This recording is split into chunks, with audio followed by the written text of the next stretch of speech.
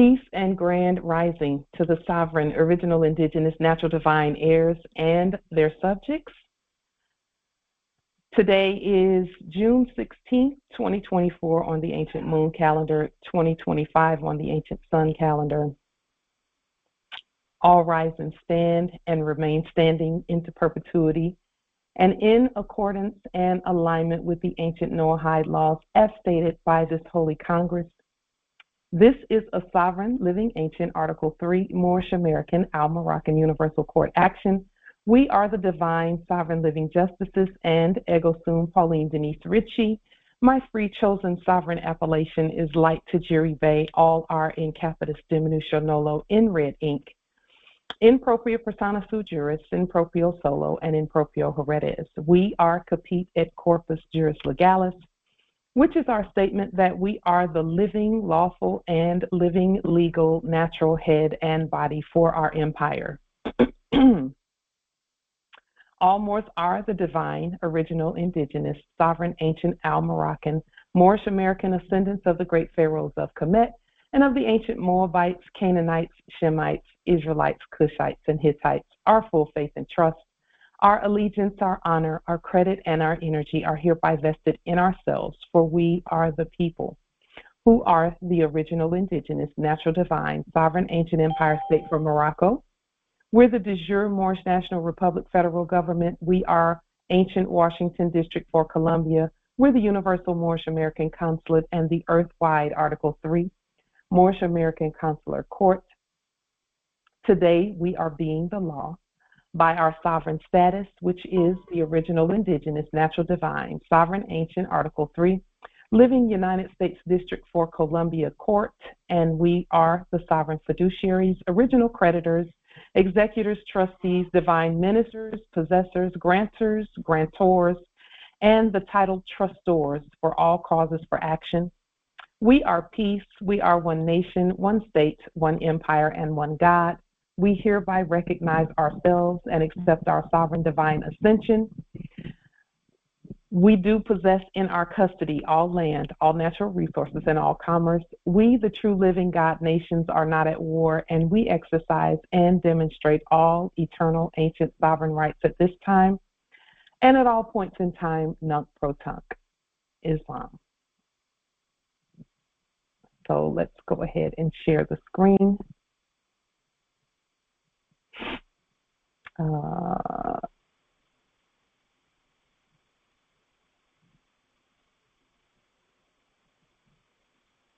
Okay.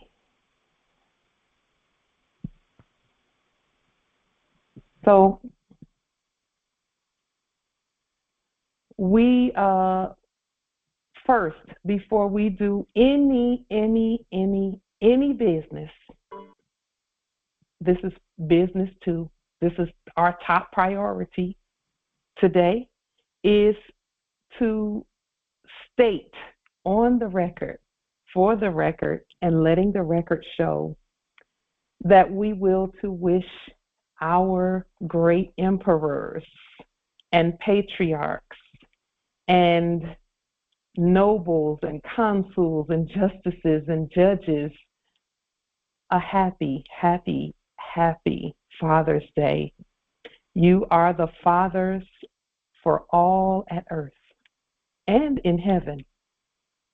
And we're just so grateful, so grateful, so grateful for you, each and every one. This would not be without you. None of this would be without you. And for you, we are so, so grateful. We will to just make sure that you know that we feel this way every day, not just today. You are everything, everything to us. You are the all. And for you, we're just so grateful.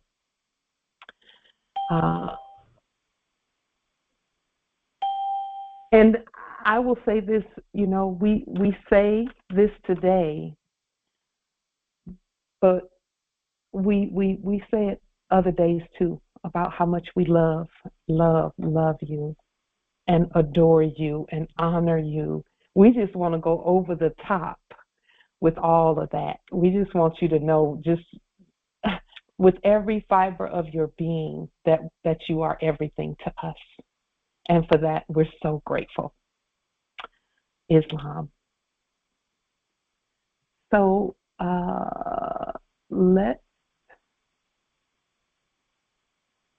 did everyone have the opportunity to see the wholesale fungible property law for commerce that we placed under our last video, that we voted on in the previous Congress? Just one moment. We'll unmute the meeting and make our statements. Did everyone? And the reason we're asking is to ensure that the language says what you will, for what this Congress intended for it to say. We'll just pull it up really quickly on the screen. Just one moment. Let's go and find it, and this way you can see where it is as well.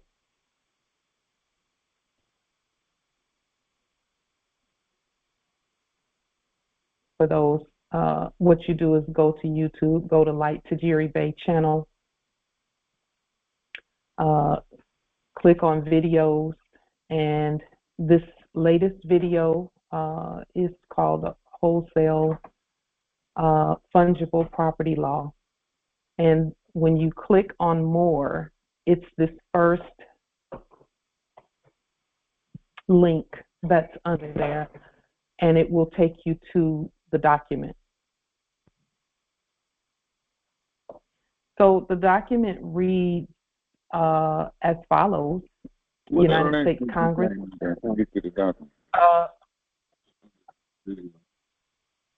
Islam nobility? Were you saying something, Justice Eddie? We got it. Oh, okay. Okay, good. Great.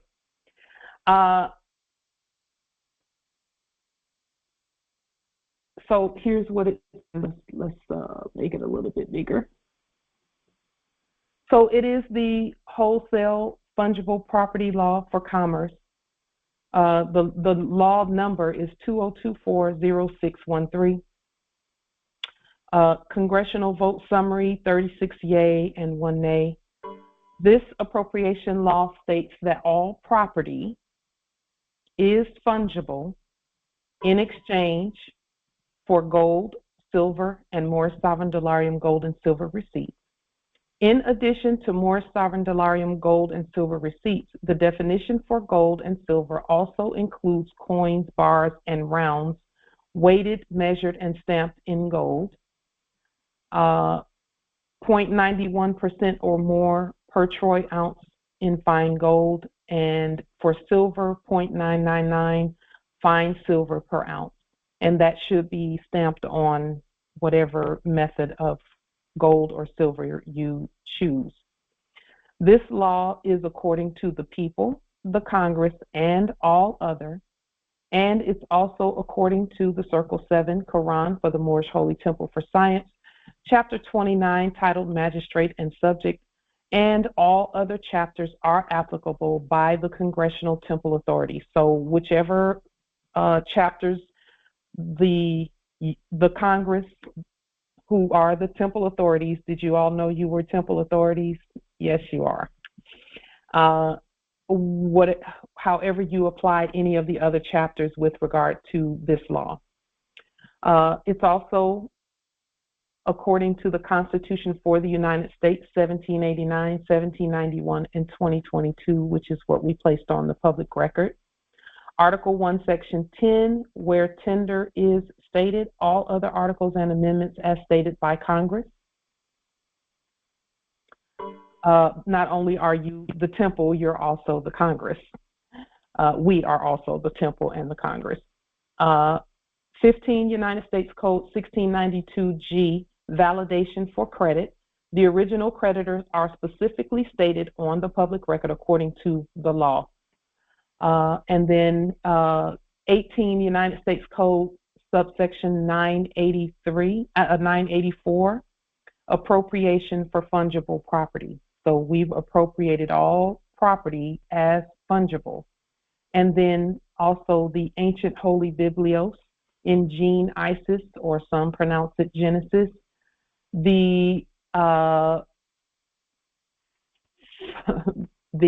Just one moment. The 37th chapter. Is that the 37th chapter? 47. 47th chapter, thank you. The 47th, and I wrote it too, and the 47th chapter, verses 20 through 23. This is notification for all. 2024, June 13th, and then we put it June 13th, 2024, through 2030, June 12th.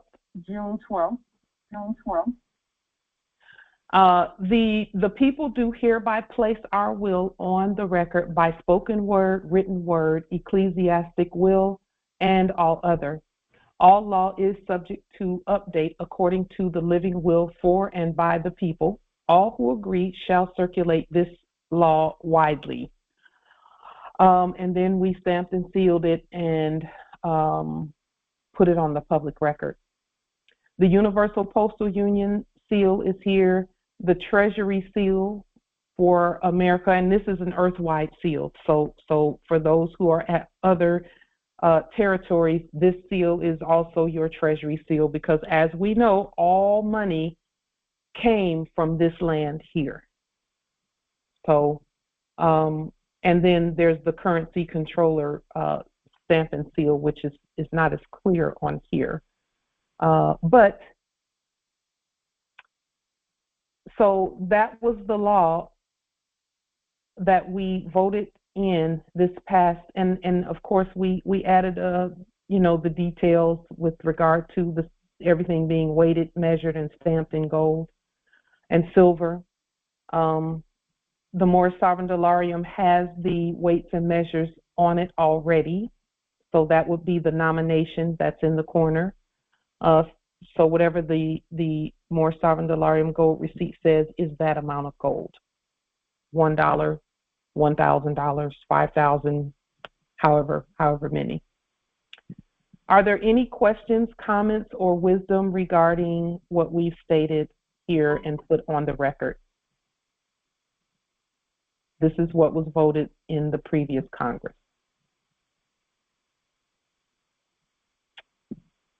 Islam. Oh, you can star 6 if you have if you will to speak. Islam. Islam. Yes.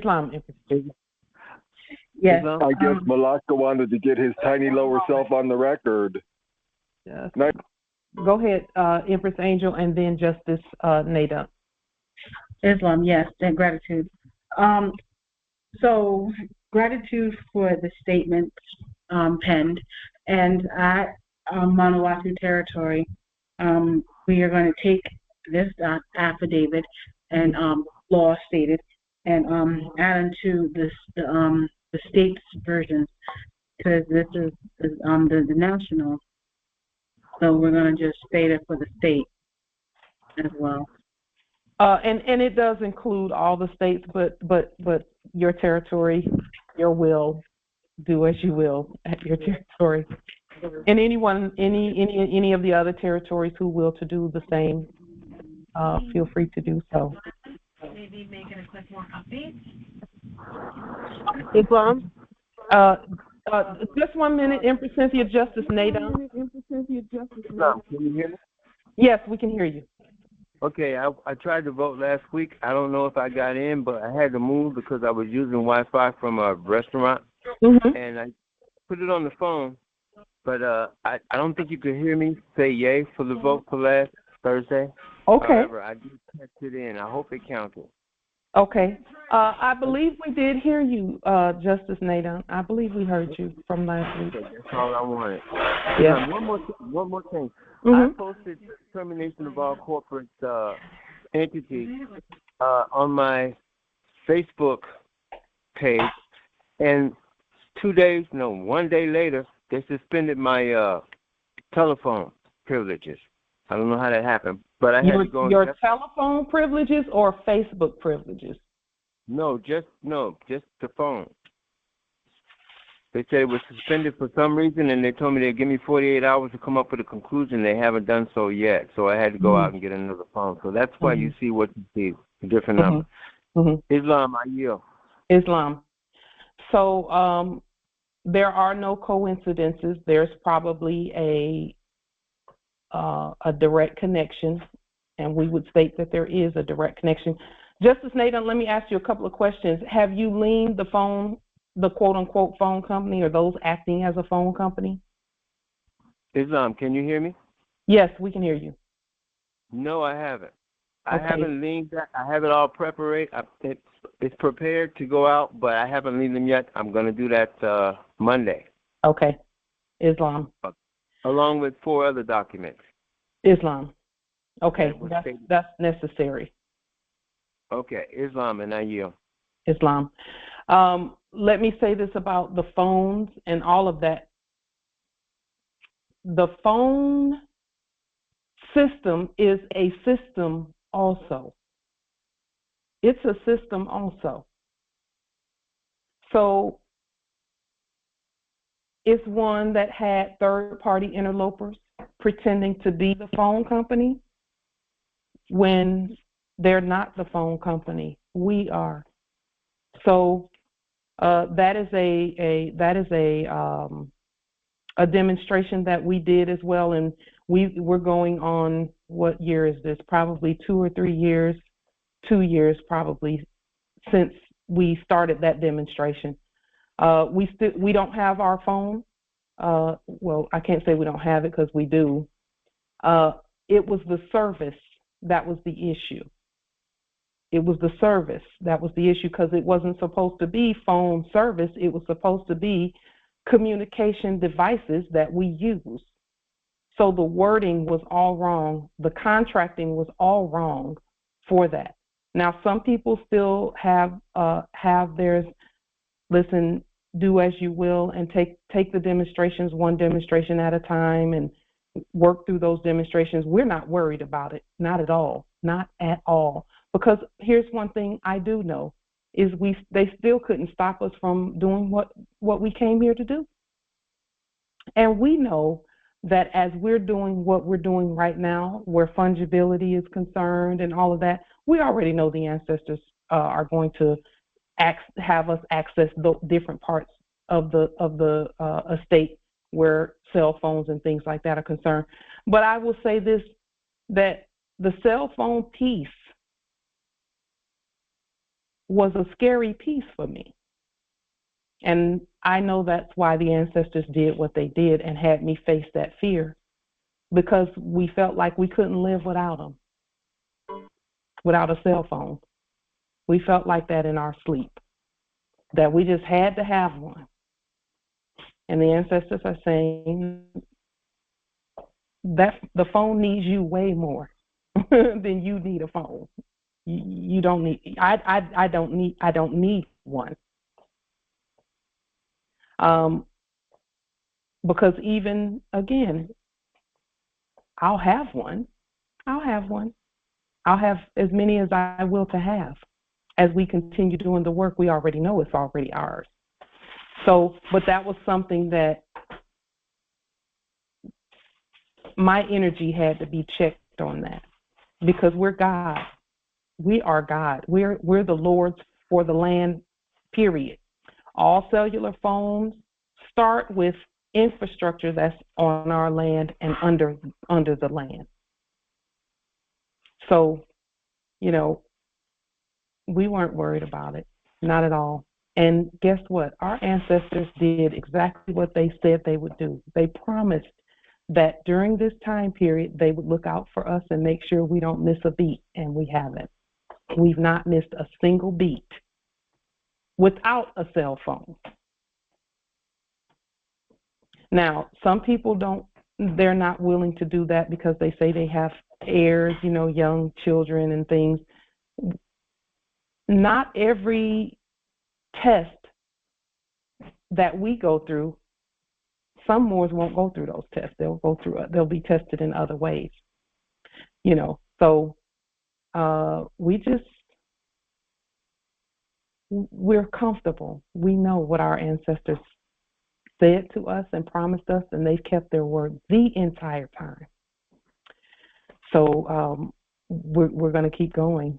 We're going to keep going. With that being stated, and same thing for when we first started doing liens.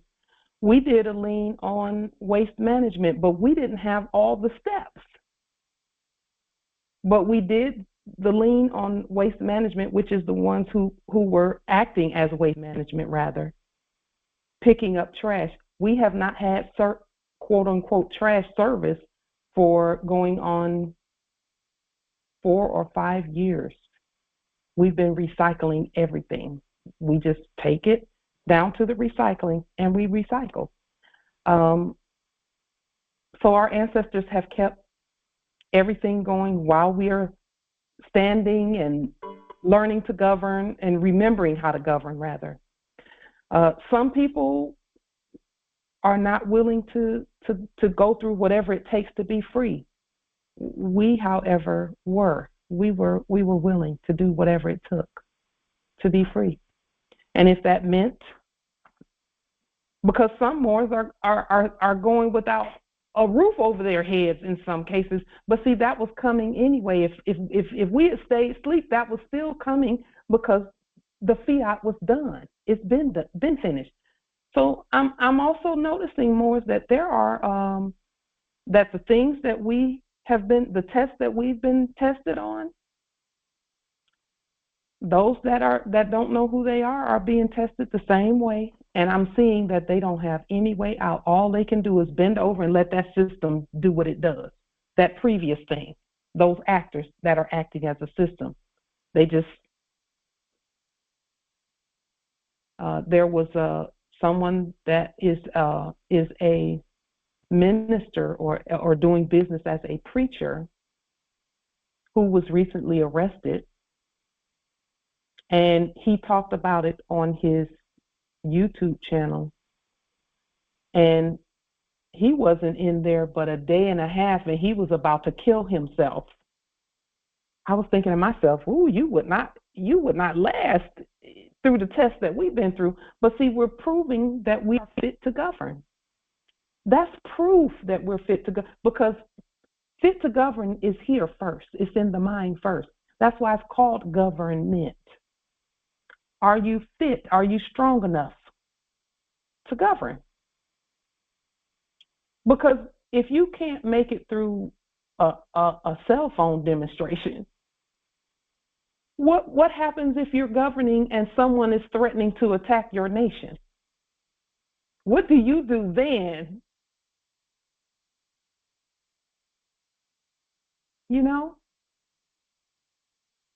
And not that anyone's threatening our nation, because we're at peace, but think about governing. Think about that. The rest of the earth felt like we were just super spoiled and babyfied. But we're not. And the more I hear of people being tested, I see that we're very strong. We're very strong. We're the strongest that I see. And I'm looking at everything. And we are the strongest, bar none. We're the strongest mentally, physically, and all of that. Spiritually, naturally, financially, and all of that. Without a doubt. or contradiction. So, you know, just listening to other people who are tested the way that we've been tested, they're not able to make it 5 minutes in that heat. 5 minutes. And we're doing it with our eyes closed. We're doing it, you know. And I'm not saying that that there were not some difficult times in terms of, you know, the things we were looking at and seeing, but we stand. We stand. We stand. Islam nobility. Can you open the meeting for the please? Yes.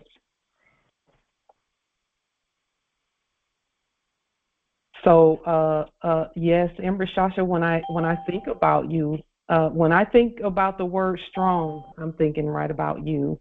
And everyone here, really, because we've all been through it. Some don't talk about what they've been through, but they've been, but, and still standing. Still standing.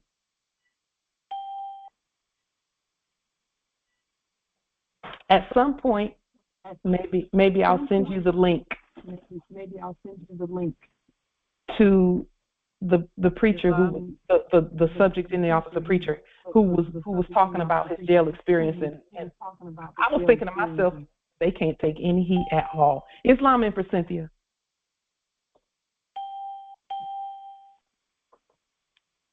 But Go ahead, Empress. that's the reason. Those voices, those dark voices, when they come into our conference, that's why it doesn't matter. They're just like mosquitoes flying around us. We have been through a lot and have stood up, and we're not going anywhere. We got to do this work. You're a source of free entertainment. So, there it is. There it is. They're nothing. They're just mosquitoes, gnats.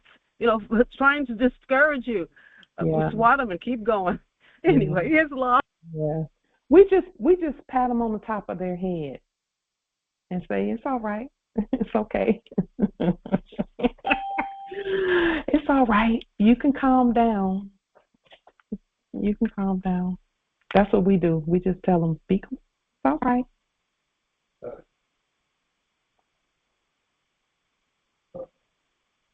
It ain't no thing but a chicken wing, as they say. And when I see where we are and what we're doing, it's a wrap. It's a wrap. It's a wrap. So with that being stated,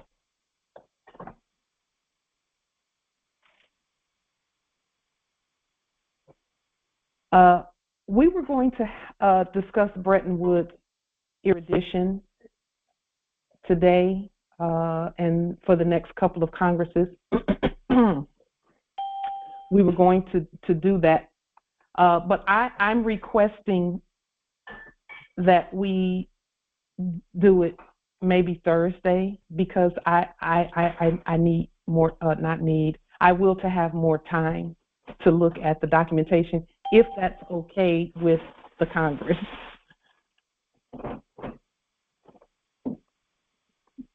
Islam, we affirm.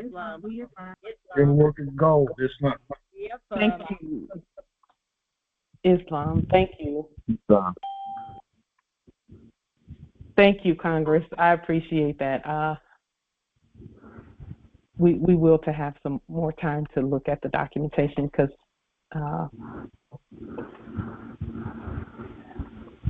the way I see that Bretton Woods, be evicted tomorrow, and it's going to be true. The way I see it is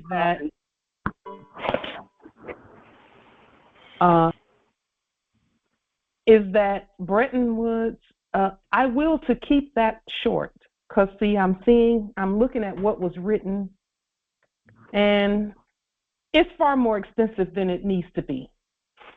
We can shorten that thing, that law, and put it on the record, you know. So Just a moment. Let me see. Let me put this one out. Just a moment.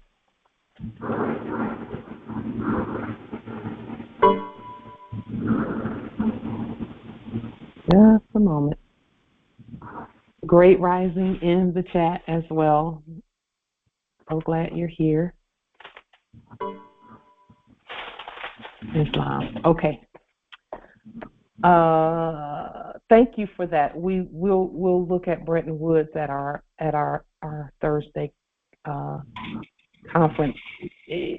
I'm glad you enjoyed it. Malaka, show us that LPP some more. Come on, Malaka. If we just we'll talk on Thursday about that.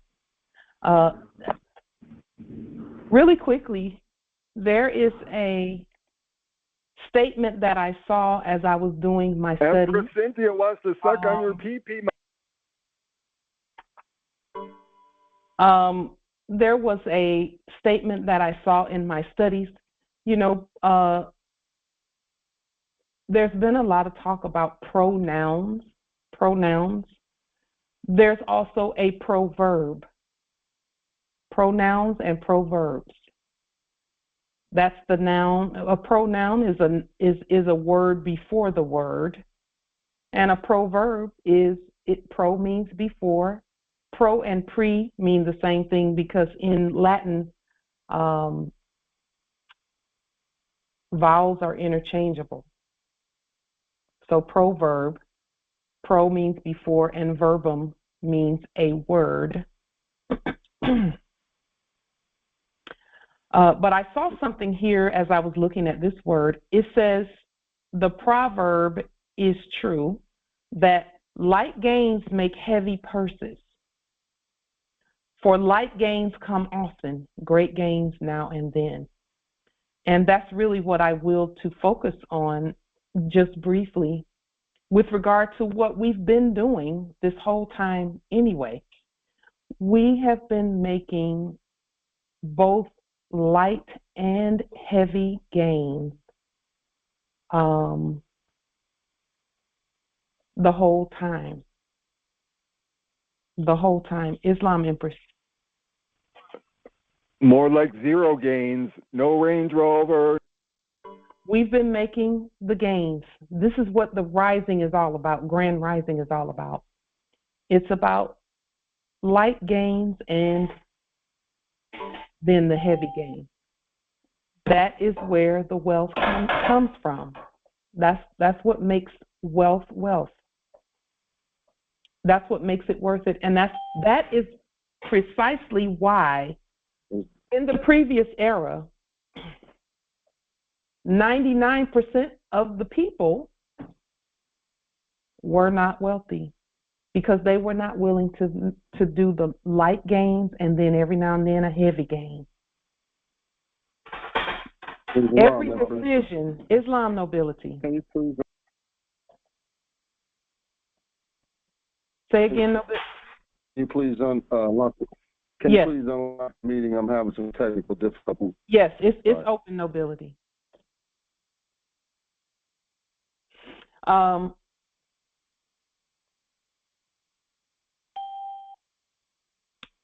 So being willing to do the work every day, it's the little decisions that make the wealth come. Because as we're making these simple little decisions throughout our day, just to sit down and put a law on the record, or to go ahead and do a little study, or do a little, research, meditate, connect with yourself, with the ancient energies within you. That is where the wealth comes from, and it's undeniable. That's where the change of the mind comes from, because our minds had to be changed from the previous era back to the land to where we are now. It had to be changed. And so I found this to be quite appropriate for what is happening. A proverb is also a person or thing that has become commonly recognized as a type of specified characteristics.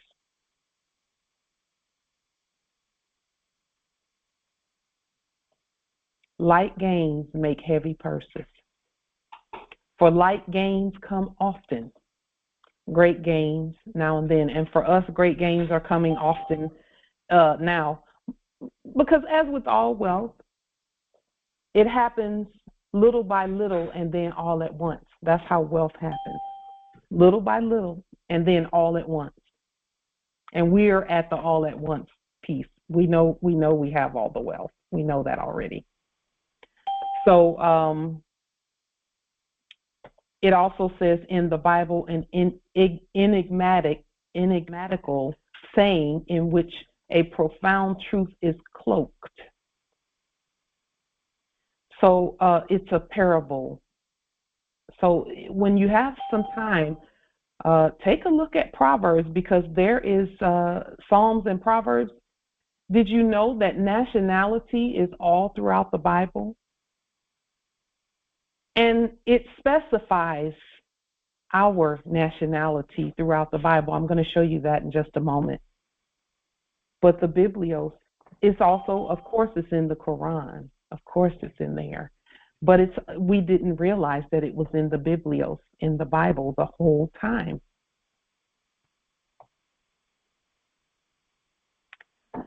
So we'll show you that in just a moment.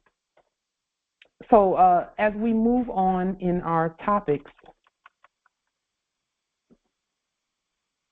does anyone know or have a simple definition of what the term doing business means as we move forward? Because we're still talking about wealth here, about our inheritance. Think about some of the liens and things that we've done on those that we're doing business as, and where that whole doing business as thing came from, and why the liens were so effective, why they work. Islam, Empress. Found a documentation and came across the word assignor. And that has a lot to do with doing business, because the assignee was the one who was doing the assigning to the assignor, and the one who was assignor was the one in all caps that was the who was receiving the obligation to do the business. Mm-hmm. And it said on the Universal Commercial Code 3. That's the documentation I'm referring to. Mm-hmm. And it was section 7A, I think. Yeah.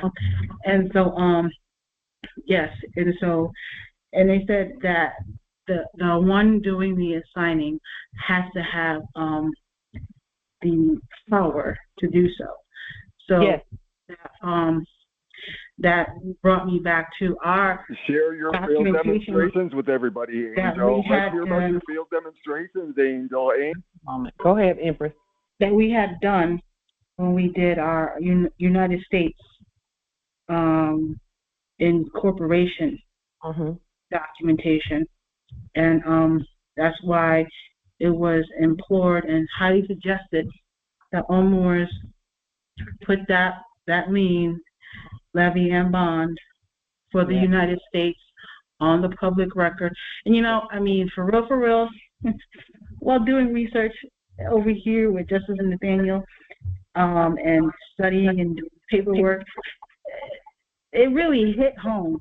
It slapped, as they call it in the United States, about just the implications. You didn't get that domicile that you did the demonstration on, did you, Angel? Yeah, that the reasons why we were implored and highly suggested to put that documentation on the public record, because we are the United States for America. And I'll never forget when you had told me in a private call that what's your demonstrations, Angel Bay? That you must show and prove from whence the jurisdiction comes from. Mhm. And so when we do that, that is the de jure United States. Yes.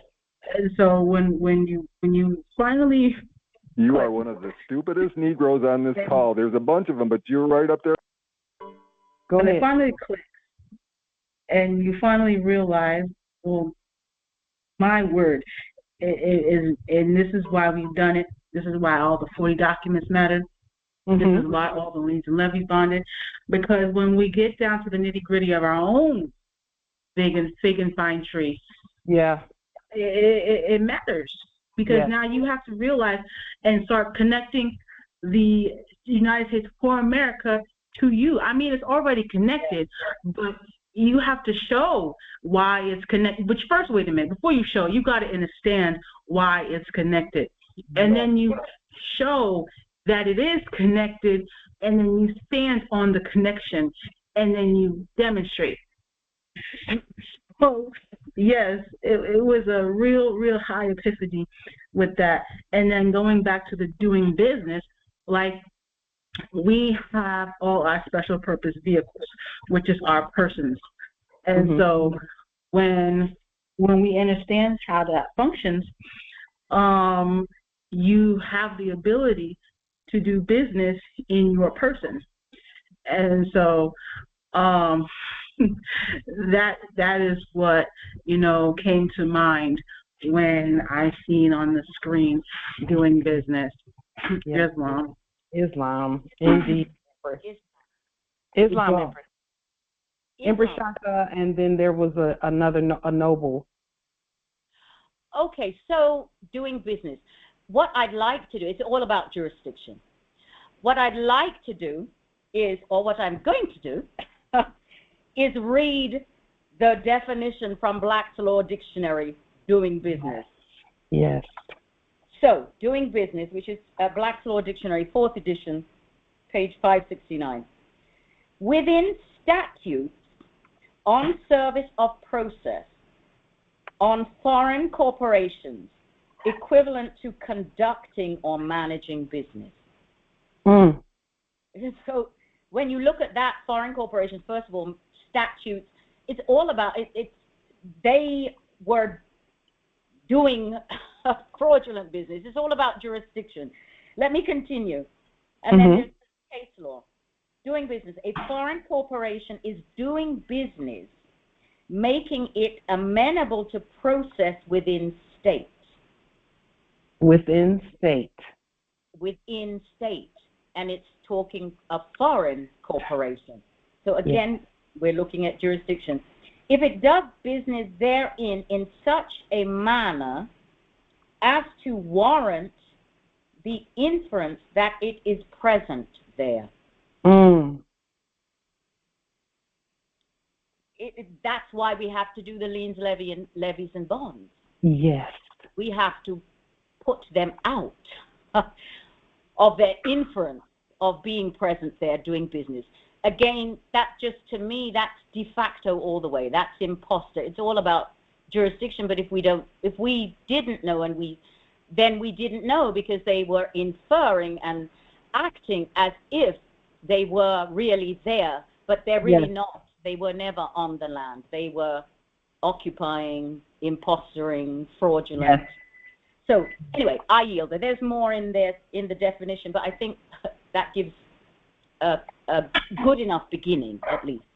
Yes, Empress. Yes, indeed. Islam. Will you open for Phoenix? Noble Brief? Yes. Go ahead. No, there was a noble who was going to say something as well. Yes, Islam. This is This is who? King Oh, yes, this Islam Noble Cape Toon. Yes. Islam. Yeah, I was wondering, say doing business. I'm thinking that being that we gave them from the when they came here and were Slavics or slaves of the British and all, and giving them freedom by way of Declaration of Independence. and all, and gave them way to do business freely here on the land in the District of Columbia. And they breached those contracts and also the Constitution for the United States by the act that took place in 1871. They breached it, so there's no real business when it comes to them.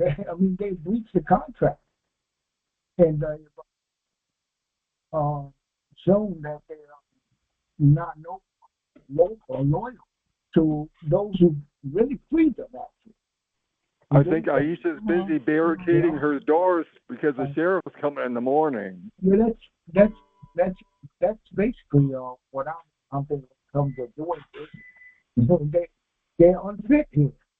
You know, Islam. So we never really had a contract with them, with the foreigners. Our contracts were always with each other.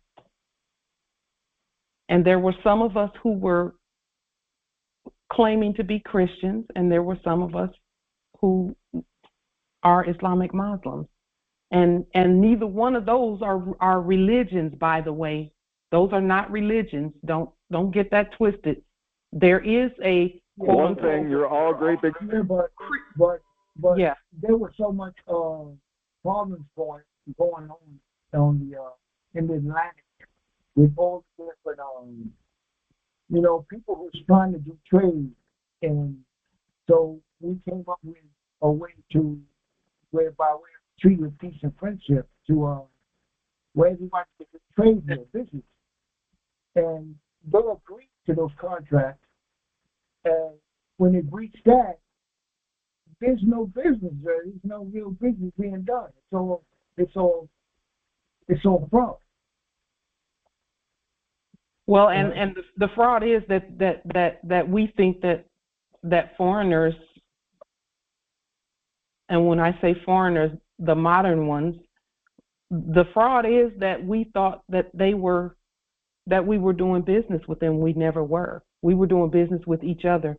They are, and that's why the treaties talk about the two different levels. The treaties talk about citizens and Moors, and that the Moors are supposed to be doing the deciding of everything. The Moors are supposed to be the courts. We govern everything. That's treaty. That's treaty law. They didn't have to sign a treaty. That was just, the treaty was just saying this is what's going to happen with all the citizens. Okay. The subjects, the citizen subjects, and the Moors are to do all of the governing of those things. So it was a presumption of a valid contract, but there never was. What happened was we started fighting with each other in that enactment. So they just slipped in and wedged in there and started acting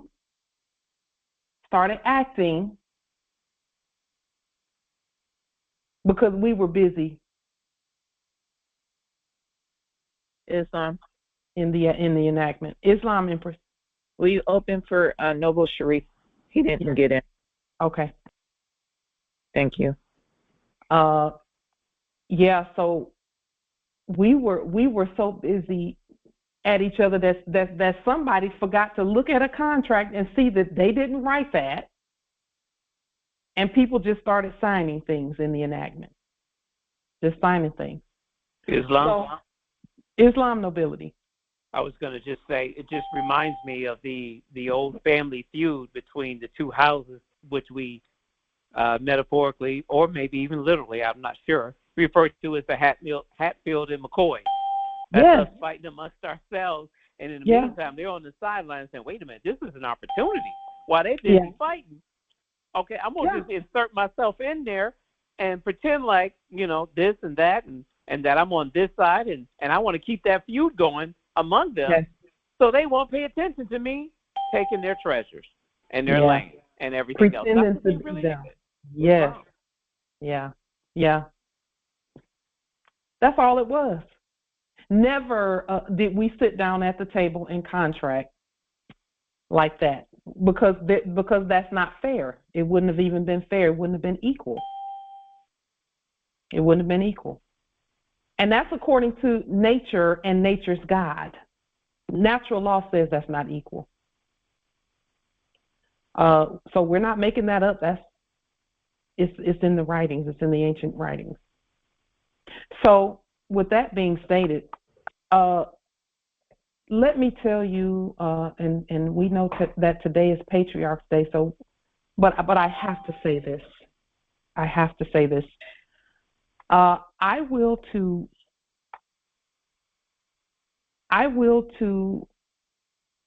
specifically, while we're talking about doing business, because that's what we're talking about right now, I want to just Phoenix, where's those multiple conveyance? I will to send a special Happy Patriarch's Day to our Grand Sheik Tajiri Bey. You were going to acquire them, Phoenix. What? The reason being is because we're talking about doing business, and as we read what doing business was all about, we're going to see that our courts are everything. Our courts are everything. Our courts are the all. See, this is something we did not know. Gonna wait a long time.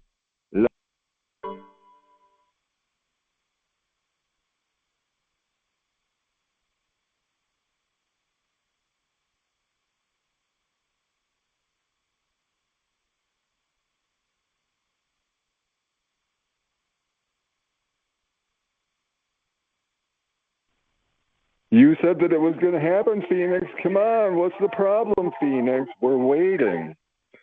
It looks like Polly's having some trouble tonight, too.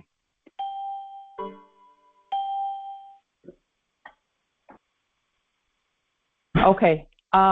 So what I was saying beforehand is this, that that Phoenix our courts are everything. And here's why. As I was doing the study on doing business, I came across the California Corporations Code. Okay, and I'll put the link in the chat for where this information came from.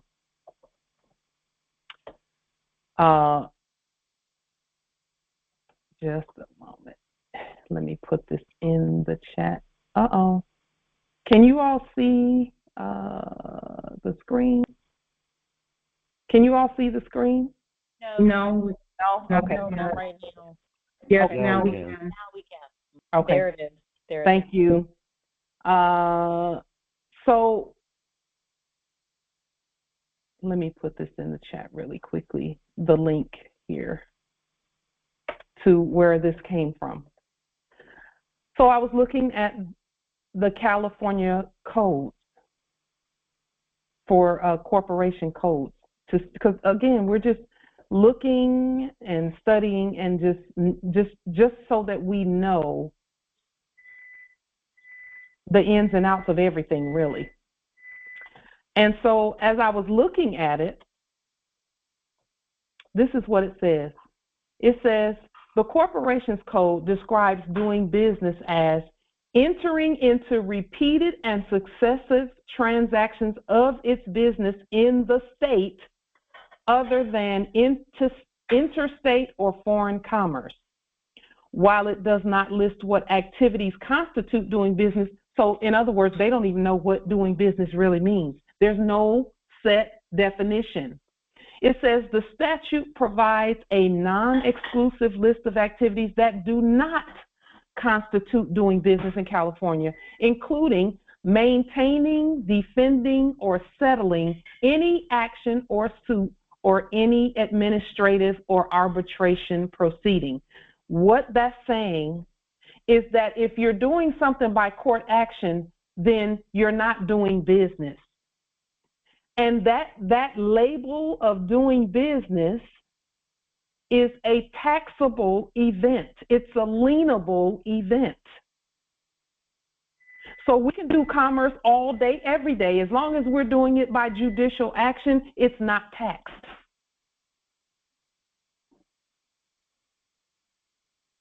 When I saw that, I was like, it just makes complete sense to me.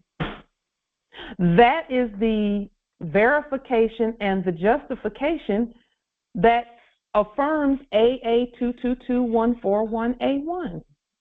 That's the State Department number or code for not taxed status. Because consular, it said consular court.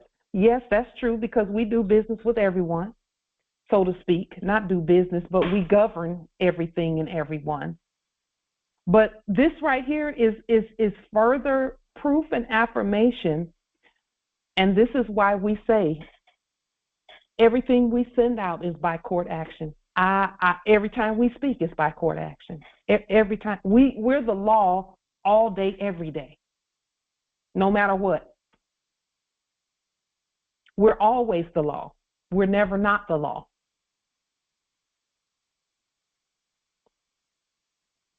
There it is right there. That is where your not tax status is justified at. Because you can do business all day, every day. Number one, it's in state, the empire state, which is the overarching over all states. That's why when we make a law, it's applicable at all states, because we're the empire state, and all of our states are within the empire. Islam nobility. Would you please open the meeting for me for just a moment? I just need Sure. to log in. Thank you. Sure. So, again, Morris, look carefully at what we're stating here, because this code is the same code all the way across the board. They all have this exclusion in them. All of the quote-unquote state codes had this exclusion in it.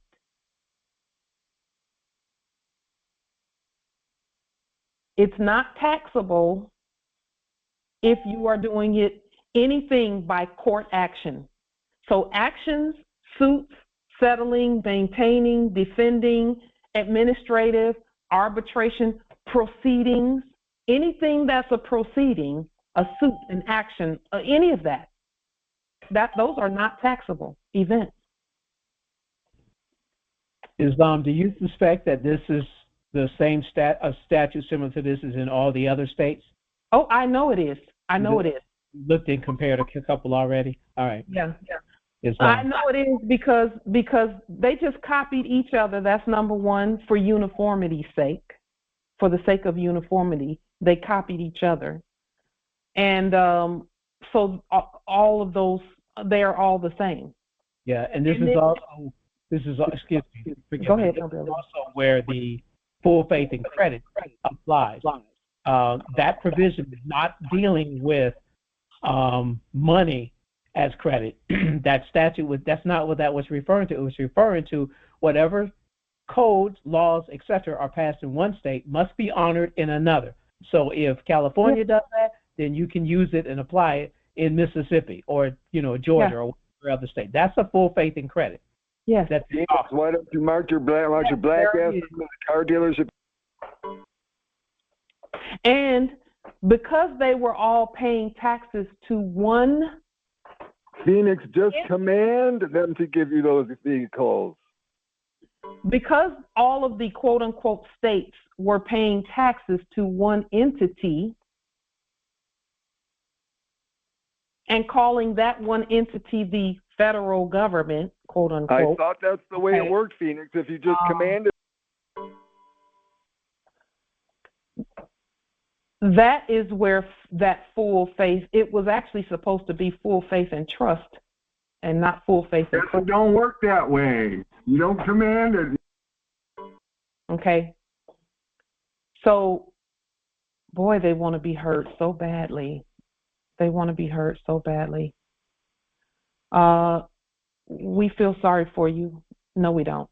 We don't feel sorry for you, but we speak peace. That's what I will to say. So, our courts are everything.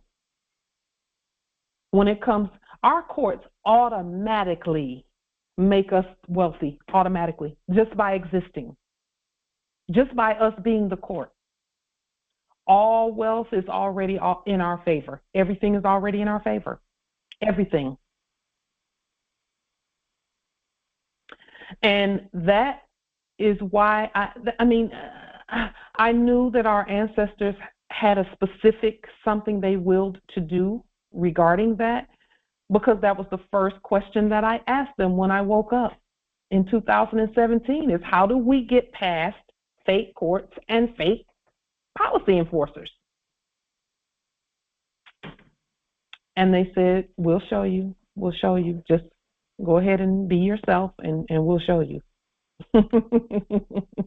I didn't know at the time that was going to be, the testing in the POW camps and all of that, but we just turned it into a court, because everywhere we are, jurisdiction is us. So, our courts, everything you send out, send by court action. Always attach a court, put the court action language at the top of your affidavits and attach an affidavit. Moor that thing to the land by affidavit and court action. So we can look at this, and because we're doing it by court action, it is not taxed, because that's what and it's not lienable either. You can't lien a court. You can't lien a court, because the court is the bank. The court is not doing business. The court is the law. Even though there is a value attached to the law for the people, but judicially, when you're doing things judicially, there's no tax.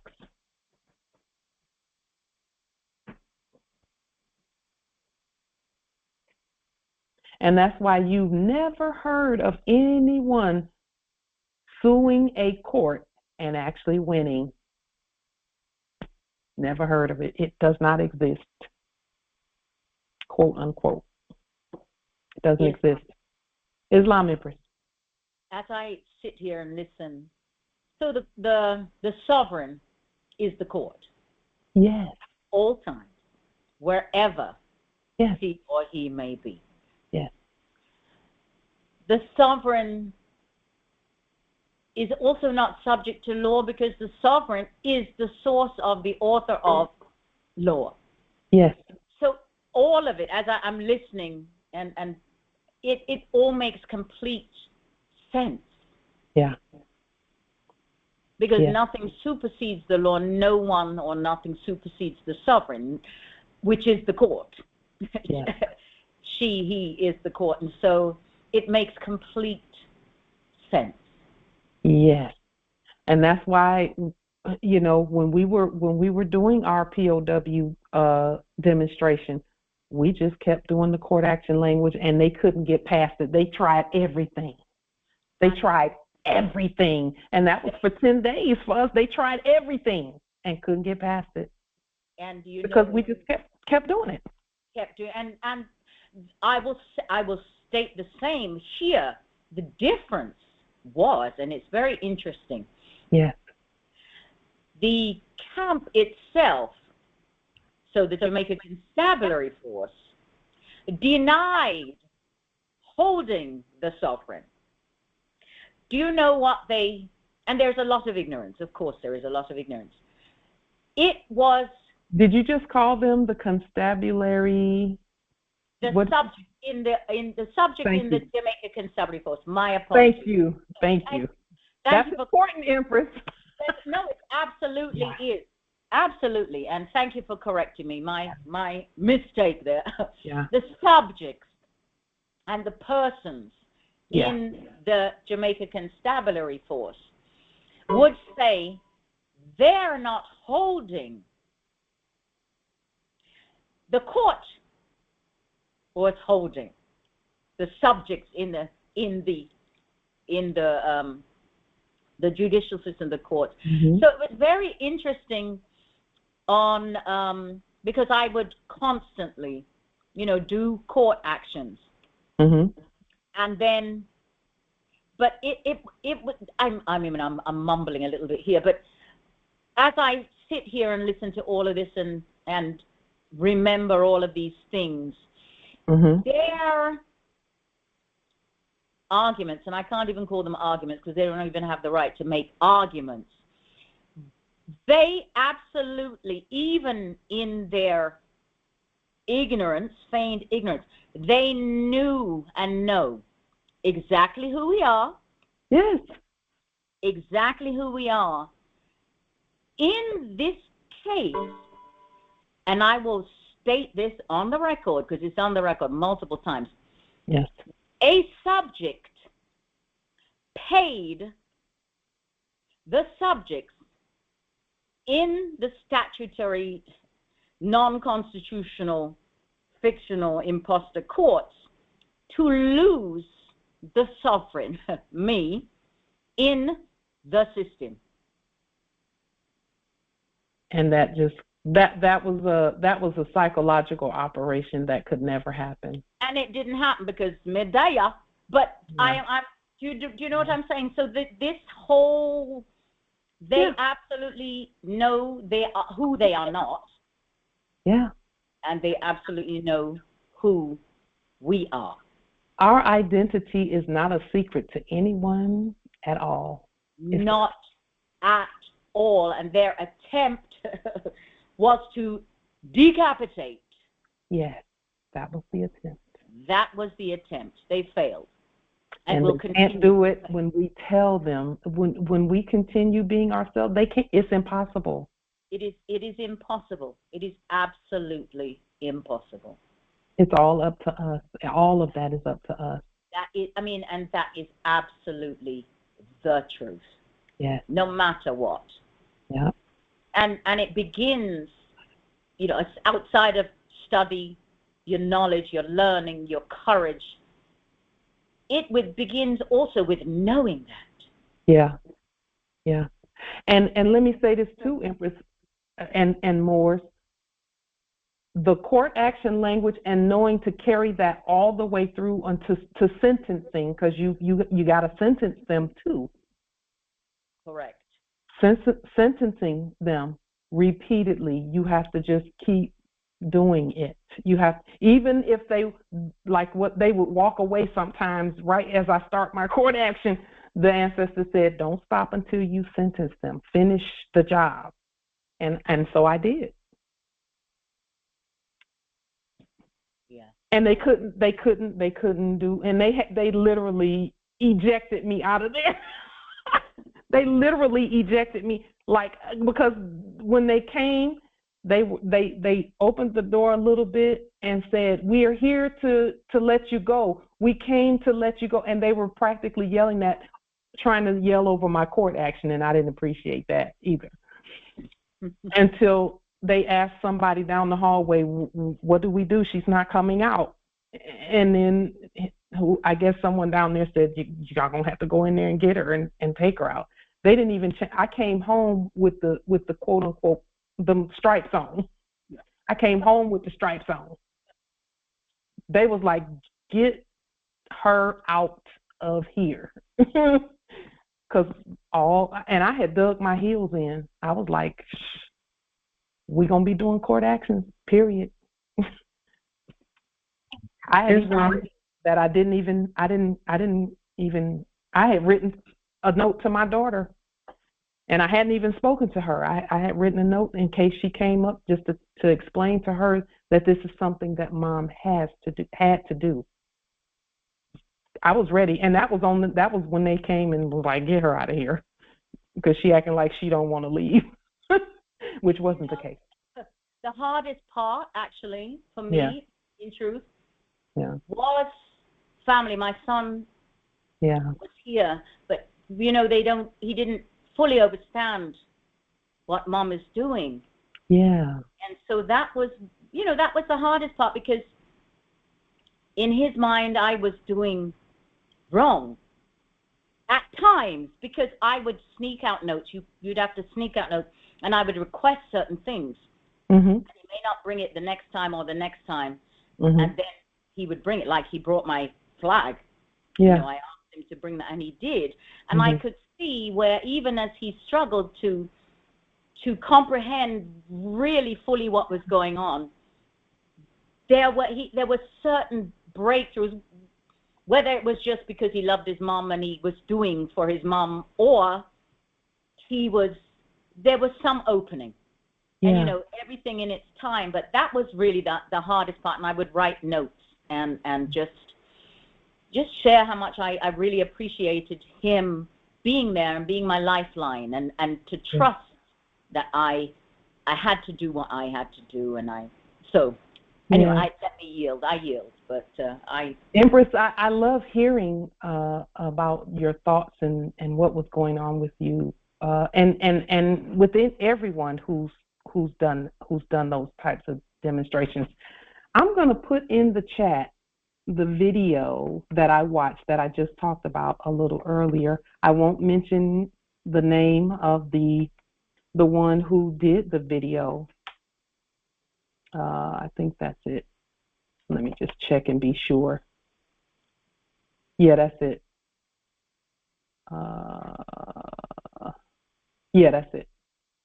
So it's by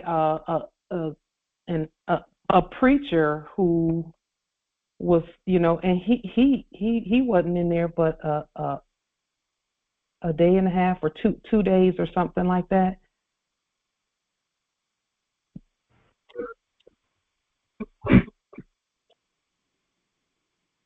And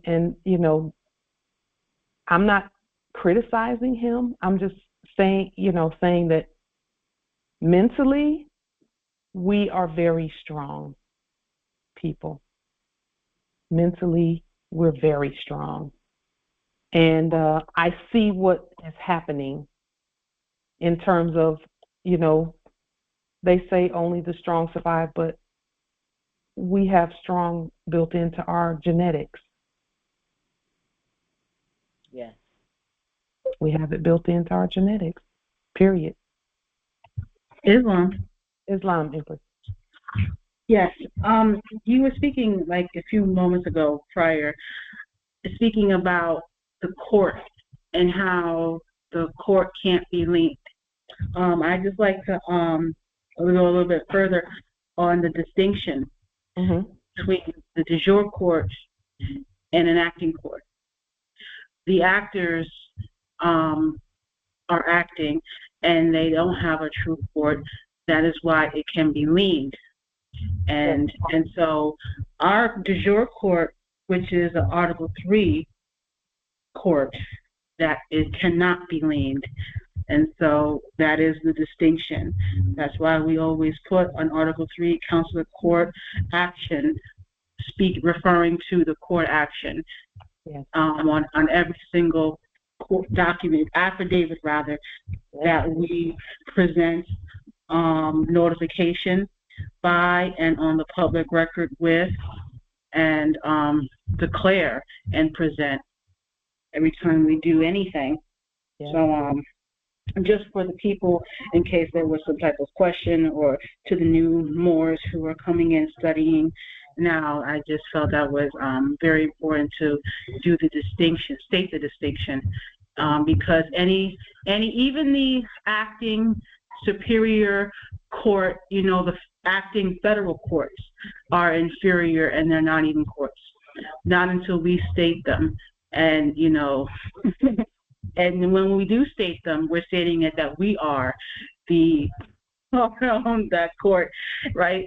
So they don't have any standing, and even those inferior acting venues, as we state, are liened. into perpetuity and had no standing because we was not speaking at that time. Islam. Yes, indeed. Indeed. Islam. Islam, Empress. Yes, this is Empress Imani. As we are speaking about the, and I must apologize, it just left my brain. Oh, geez. When we state all rise and stand and remain standing, are we stating from that point all the way to the nunc pro tunc? Is that what we are? No, once you say all rise and stand and remain standing and then you introduce yourself, you can then start asking the 3 questions that we ask. The first question is always going to be, what is your name? That's the first question. And we don't care what they're saying while we're doing that. We do that. What is your name? And sometimes they'll answer and sometimes they won't. Sometimes they'll, it depends on which role they're pretending to play, and then we ask the second question is, do you understand that you are hereby bound by the Constitution for the United States, 1789 and 1791 and 2022? That's the second question. And then the third question can be any other question that you will to ask, Chief Justice Imani, any other question about what are they doing? What are they doing here? Do they know their status on the land? Do they understand their status on our land? And always, whenever we're doing court actions, we always use the term, do you understand? Right. So, and then once you do that, whether they answer or not, we continue with the court action by stating that first, by stating whatever it is we will to state. So for example, if let's say if they supposedly pulled you over or something like that, you do the court action language, and do they understand that they're hereby bound by the Constitution for the United States? And then you can ask them, do they understand that you are the law? And then regardless of what they say, you say, you are hereby notified that you will be, you are hereby sentenced to either 2 weeks in jail or a Constitution retraining class, or Constitution re-education class, whichever you choose. So which of these sentences do you choose? Which do you choose? And then you end with this sovereign justice stands and is the law. Yes. All right. That's how we do it. That's how we've been doing it. And no matter what they're yammering or not yammering about, we just keep that going repeatedly. Repeatedly. Okay. Islam. Yeah. Islam. Islam, Empress. If I may, I'm gonna share. So, one time in the fake courts again, I did the court action. They actually left the building. Yeah. But the thing was, I was in cuffs. Yeah. There, I could have literally gone about my business. You literally could have turned around and walked out. After you pronounced the sentence, because you have to pronounce the sentence, you have to do that. They left. They absolutely left the subjects acting as judge said, let's go, and they left. They left. It's something to, again, I state that, yes, I was still in coughs and those sorts of things, but it absolutely works. Yes. Because it's the law, and it's the truth. They're rogue, and they have their own, the subjects have their own agenda, but it absolutely is the truth. Yes. They know what's going on, and they do what they are supposed to do. But anyway, we just have to know what to do next. And we just have to. Right. I mean, the thing about it, yeah, I could have left in the cuffs, and they would have. But anyway, that I'm here. But it was there were many over those 60 days. Yeah. I learned. Yeah. Confirmed, affirmed. Yes. So much. I had many light gains. Yes. When you made that statement, the light gains, I see as the ascension, the lightening of the load of fear from me, the woman. Yes. And the heavy purse of the gain now. So I can actually see it, feel it, smell it, taste it, and be it. So I yield. Empress, I'm just grateful that that you can see, because that was all that was for, was to just peel back the layers so that you could see, and so that everyone can see. Absolutely. It's just to open our eyes. That's what those tests are for. They're to open our eyes so that we see. And it even now, Empress, you're going to be looking back, noticing that, oh, that's what that meant. That's why they did that. Yep. Over time, you're going to be seeing that every word you said, they heard it and obeyed. Yep. We just have to know what to do next, and that's really where, Yes. I'm sitting here because they obeyed. Yes. Because of statements I made. Yes. And then when you in your soul decided that, okay, I'm out of here. And I did. You knew 2 or 3 days beforehand, because we all did. The spirit will tell us, okay, you just prepare to leave. It's time for you to go. You did good. You passed your test. Time to go. That's absolutely the truth, because the time before, no matter what I did, even though every time I wanted to go, I willed to go home. Yeah. I could not see my yard. No matter what I did, I closed my eyes. I could not see myself sitting where I'm sitting right now. Yeah. And when this time came, and like I said, and you stated it, 3 days before I made that proclamation, I made that statement, declaration, and I did not, I wasn't soft about it. And I stated it, and it was. Yes. And so even that was an elevation of me stepping into and being fully vested in my power. Yes. And so, and our power, because we were all in it together. Yes. Even as I was the one demonstrating, but we were together. Yeah. And so, I absolutely, this is... Empress, what you have seen,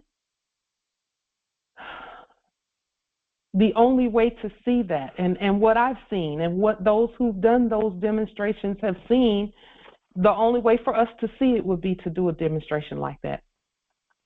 I did not know that they had to get off the bench when we are around, when we start demonstrating. I didn't know that. Islam. Islam. There is a Islam. Go ahead, Nobility. When you just said that, it reminded me. Earlier this year, I was working with a Moor that didn't really know court proceedings, etc. And I had him demonstrate and use certain language, and literally the judge got up and ran off the bench, right? The problem, which you just mentioned earlier, you got to know what to do next. We didn't go over that part. So he stood there not knowing what to do next. He needed to proclaim the judgment and take over at that point. Yes. And dismiss his case. But we didn't go over it. I didn't know, I wasn't expecting that action. I expected them to dismiss it and close it out. They don't have the authority. But they didn't have the authority. So they just got up and ran off the bench. And then and by the time that this actually happened, because we worked on it for 3 weeks, and then by the time this actually happened, we got to the court date that he went in and said what he had to say as to who he is, identified himself. Judge got up, acting judge got up and walked off the bench, ran literally, and then said, we're going to issue an arrest for our person. And they're supposed to do that. And that's what they did. That's a debtor. Their person. They issued it, but he didn't know to close it out. So we do have to know what to do next when they give up that jurisdiction and show that we are the ones that are holding court in charge. We have to know our action next, Islam. Let me add to that. Let me add some affirmation to that, and just split a little clarity here at the end of what to do. When we're holding, because we are the court, no matter what they're talking about, that's not the case. That's not the real reason. That's not the case. The case is not, when I was there, when I was doing my demonstration, the case was not against me, it was against them. That's why I sentenced them. I didn't have to dismiss anything for me because there was no case against me, no valid case against me. So when you do this, when you do something, when you issue your verdict, you're issuing a verdict on them. So I told them when I did my demonstration that you're going to do 2 weeks in jail, or you're going to do a 2-week constitution education training class. You know, I had to sentence them for what they, instead of saying I dismissed this case against me, I didn't do that, because from our perspective, we're the judge. Who has a case against the judge? Nobody. And I'm sorry to bother you again, but did you open the meeting? Because this person is desperately trying to get in. They're saying they can't. Thank you. Islam, it's open, nobility. Thank you. We don't mind opening it. So we just issued. We said you're gonna know the Constitution. That's for sure, and they already know it. We know they already know it. So that's what to do, Moors, is always be the court. And even if they get up and walk out, you still continue and issue your verdict.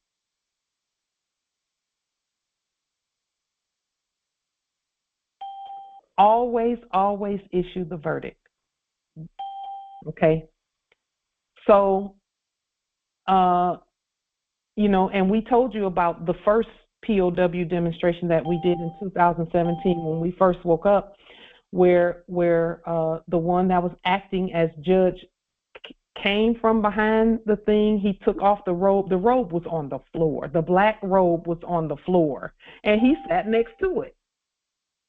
It was some stairs, and he sat next to it. I was thinking to myself, what kind of court is this? Because I didn't know then what we know now, that those are not real, But I was thinking, why is that on the floor, and why is he sitting there sweating like that? Because he ran his fingers through his head. He said, "I guess you're going to represent yourself tomorrow." I said, "I present myself." I was thinking, he must, and here's the thing, this is the crazy part. More appalling fantasy bullshit. Fantasy. They don't like that. They don't like that.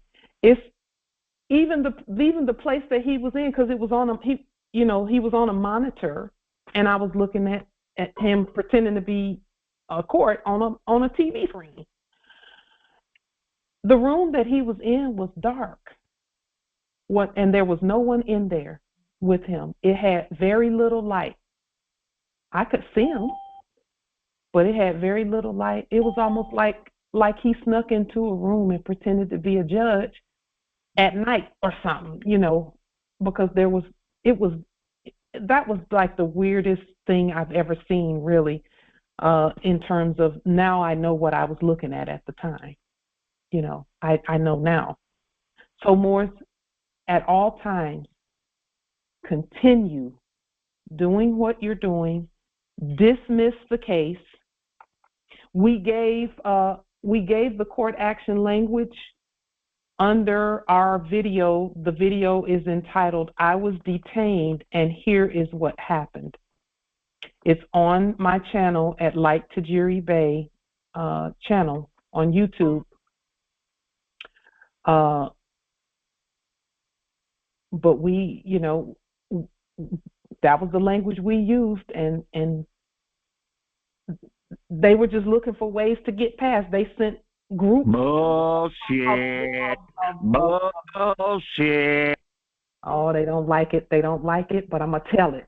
They sent groups of goons who couldn't even touch the door because we were busy spitting fire. Court actions, spitting fire, court actions. We see now how valuable. I knew it was valuable then because they weren't coming in. Hey, what happened with the you know what I'm saying? Evictions, Paul? They weren't coming in to the cell courtroom. So I knew something was going on, because I'm like, as many of them as was standing out there. I thought there weren't supposed to be any more evictions. I was just thinking, they can't come in because I didn't give them permission to come in. I mean, all of that we see afterwards. And so more who are going through any type of test, look around you, do the court actions and then watch. Do the court action and watch. No matter what they say, do the court action and watch. Don't say anything outside the court action. Unless you do, if you will to have something like, if you will to have water, or you want something brought to you, do a court action, and in the midst of your court action, give the command of bring the water. Didn't get you no conveyance, did it? No range. See, once you do that, Morris, when you do things like that, they can't proceed because you're proceeding. Doesn't matter how they... Bullshit. They don't want you to do it, Morris. They don't want you to do it. They don't want you to do it, but do it. So here's why you're seeing now with this particular piece. Some of the questions, what does doing business mean legally? It means that somebody somewhere is doing a court action or something. Somebody is pretending to be a court. And somebody is not being the court who should be. What exempts a commercial action from the doing business classification? Court does. Court exempts a commercial action from the doing business or the taxable classification. So, is there a way to do commerce without the tax status named doing business? Yes, you do it by judicial court action. Something else that I read here, let me see, right here, let's see, oh, this part. It says the law also states that merely being a shareholder, member, or manager or limited partner of a California corporation, limited liability company, or limited partnership, or a similar non-California entity transacting intrastate business does not constitute doing business. So if you are in the upper echelons, CEOs and so on and so forth, then you're not doing business. And that's why whenever you would hear of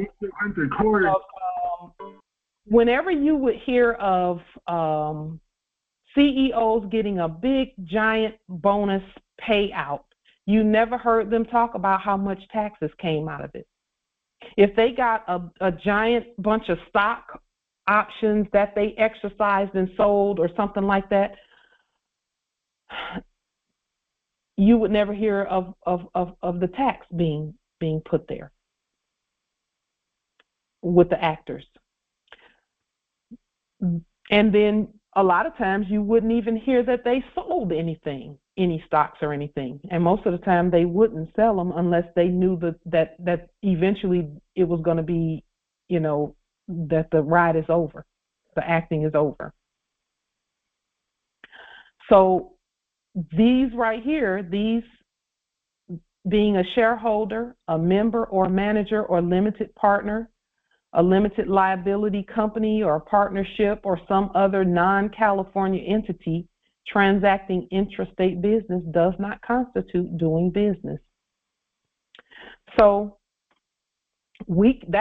all that's saying is we can do business in, you know, I can go to New York territory and do business and not be taxed by New York, because we're bringing our court, we are our courts, and our courts come wherever we are, jurisdiction is with us. No matter where we go on earth, it's like that. Did you know that? No matter where we go on earth, it's like that. So are there any other questions, comments, or wisdom about this particular Islam Empress? It's not in particular to this discussion, but it was what Noble Phoenix said when he was in the pseudo court. They said to him that they ordered an arrest for I guess the ens legis. Mm-hmm. What's really happening with that? Not the ens legis. Okay. The nom de guerre. For the straw man. The nom de guerre. The nom de guerre. Okay. So what's really happening when they say they're ordering an arrest? Are they retiring those instruments? No longer to be used? What's happening there? What's really going on underneath? In other words, why do they say that? Or named. They can't to that thing and have it matter. They can't use it. They literally arrest it. And then anything that comes after that, you respond to it with your courts. And it's not even responding, it's your court speaking. So are you saying that they will no longer, once they order the arrest and that procedure is done, they're no longer using that instrument to hold against you? Or that's something that we have to do? I wouldn't anyway, but I'm just trying to figure out why would they do that? Well, they were using it in their enactment for commerce. That's why we put a lien on it to stop that. But see, all three areas have to be addressed, which is the financial area, the ecclesiastical area, and the court area. So when we were born, there were 3 arrest warrants issued with those documents, not to us, but those documents: the birth certificate, the Social Security, and one other form of ID, which is usually a baptismal certificate or a church membership. Okay, those 3 we have to address all 3 of them. And when we address all 3 of them using our courts, then they don't have any instrument. They don't have a debtor transmitting utility to use. So anything that comes after that, for example, when bills or things come with that all caps on it, you just use your court and you speak and you issue that credit to yourself. So it does not mean that everything stops on their end. What it means is now you can start collecting your money, your credits. It's like Pac-Man. You start collecting all types of credits. I mean, we can show you one that we just did not too long ago and we just throw an extra 100 million in there because we can, because we're the bank. And we do that for Pauline Denise Ritchie, or you would do it for your sovereign-born Appalachians, but they've been creating a clone and a dead clone of it. So but they have to show you your credit that's due you. But they show it as a debt. And then you make it a credit and notify them that, okay, this is made a credit now. So that's what it's about. That's how that works. Incredible. Yeah. Yeah. So we need not fear any of that stuff, any of the paperwork. We need not fear it. Just demonstrate who you are and that you know how to make it so. How to let them know you're the original creditor to anything that comes or came. Islam, Empress. Just a brief comment, really. When you were stating earlier, and you made the comment that's not the case, and it made me think about, in conversation, just in chatting with friends, having discussions, and that statement, it's like if you're countering somebody, I'll speak for me. I will say, that's not the case. No, I didn't mean that. That's not the case. And what it made me see was the court action in everything. Everything. Right, because before this knowledge, that's not the case, was just you're making a statement about, well, no, it's not about that. It's not about that. But when you were stating it earlier, it slapped, my goodness, there's the court right there. Yes. And yes. So that's just the piece I wanted to add. Empress, I'm grateful that you stated that because it affirms what we've been stating about even the most casual conversation. Even if it's just between you, like with me and my consort, I'm constantly checking I have to check myself. Yes. To make sure that I don't say things that he won't even catch it. He won't mind. He won't catch it, but the universe hears. And that is absolutely the truth, because even in conversations that I might be having, and what would happen, people would get offended that I'm using a word, a particular word, or you're trying to be elevated. You need to use other words that the people understand.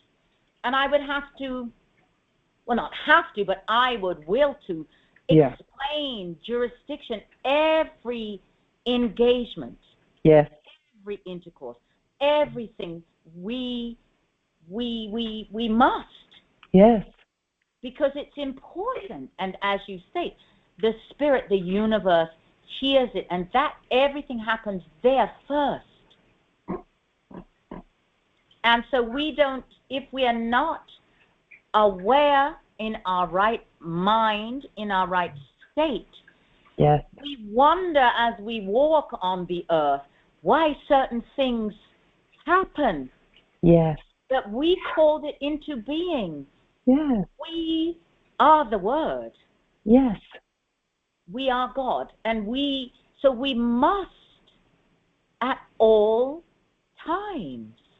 At all times, no matter who we're speaking to, at all times. All times. And this was one thing that was very lit and light for me in the demonstration that I just did, was holding my ship steady at all times. Yes.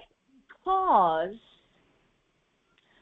animosity and belligerence came to me from all arenas. Because I am who I am. It was to throw you off, Empress. It was to it's like somebody, it's like what fake SWAT teams do. Before they go into any place, they throw a bomb in there or something that will cause some type of confusion. Chaos and disturbance. To disorient. To disorient, exactly. And that piece was so alive in my being of talking with myself and writing my vessel, my ship, and holding. And when that steering wheel that would get out of, you know, when you see a steering wheel spinning, because my hold was, and writing it and pulling it, I was so aware of that. Yeah. Yes. So it was, as you state, it is not, I do not know until I experience, at which point it is me. This experience is part of the vessel, the avatar that my spirit is encased in. Yes. And that can never be removed. That's me, the God bringing, creating another unalienable right, or manifesting it in the physical that exists, and it exists, but so much we don't know. If we don't know, we don't have it. But that's me. I saw it, I see it, and it's woven. I wove it into being. It was woven into being by the experience. Yeah. And so I yield. Yeah. Our ancestors know what they're doing through us, and that's another thing that we state regularly all the time. Our ancestors know what they're doing. They know what they're doing with us. They do. There are no mistakes. They know what they're doing. Because there is a gigantic, unlimited, immeasurable, vast estate that we govern. You are absolutely correct. They spoke to me and told me. Focus, precision. Yes. That was... And see, Empress, you're fit to govern. I'm fit to govern.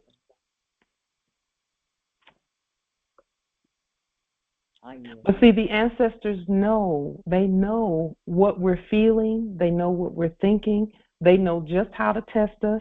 They know all of that. And some people will disagree with that. It don't matter whether you disagree with that or not. They know what they're doing with us. That is the You truth. can hear it in what we're saying. You can hear it in Empress Shasha. You can hear it in Empress Cynthia. You can hear it in me. You can hear it in those Empress Angel and those who. You can hear it. Our ancestors know what they're doing. We must trust. We must trust. And here's the thing. Trust the most ancient energy that you've ever thought about or heard of. Because it's you. It's within you. Before any of this was, we are.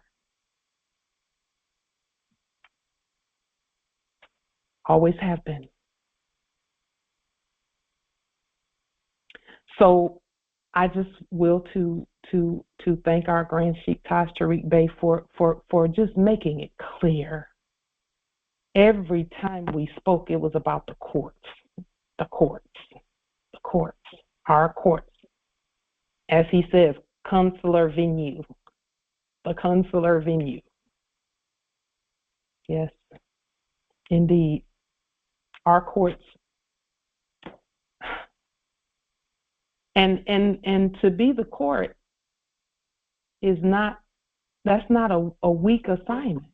That's not an assignment it's not a weak assignment. But it is one that every one of us can do and will do. It's not an assignment for us to just, to be scared to do. We have to do it. It's the law. It's ancient law that we govern. That's not optional. It's not an option for someone else to do it. Each one of us has an estate, and let me say this before we go to our next topic. The entire universe is a giant ear waiting for us to say something. And the minute we speak, no matter what we say, the universe says, okay, we got our marching orders, and they rush. The energies rush to move things out of the way and make whatever we said happen. Instantly, they start moving things and changing things and switching things around and putting things where they're supposed to be the moment we speak it, even when we think it, but particularly when we speak it, because sound is in the mind first, then it's in the vocal cords. The entire universe is sitting right now waiting for you to say something. Make a statement and watch the universe start moving things and clearing things and pushing folk out the way and putting people in the way who need to be there for what you said to manifest.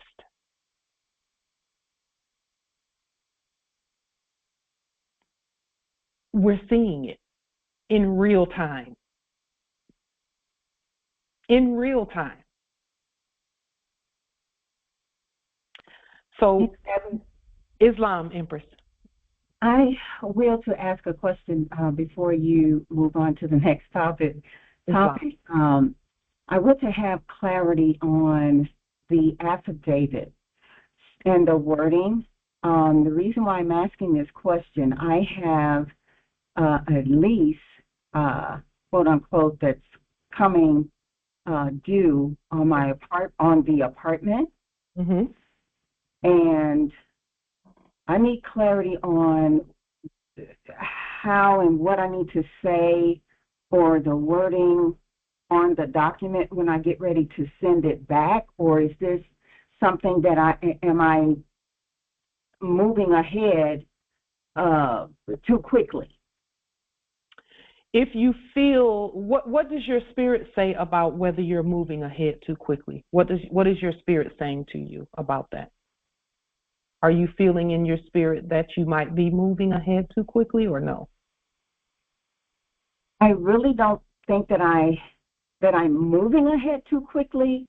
I think at this particular point, I'm unclear on what I need to move with.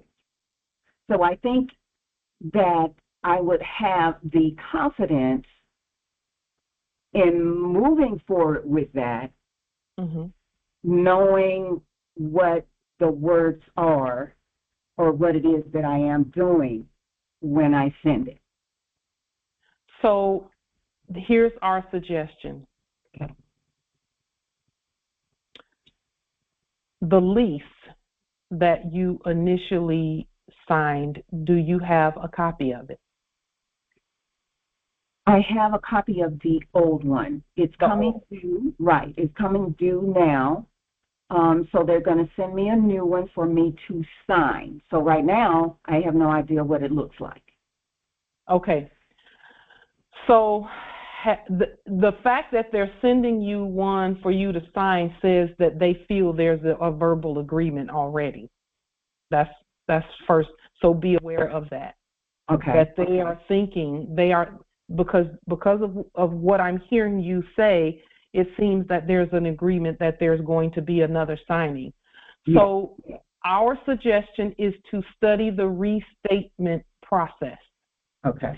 All it is, and it's very simple. I'll just tell you what it is really quickly.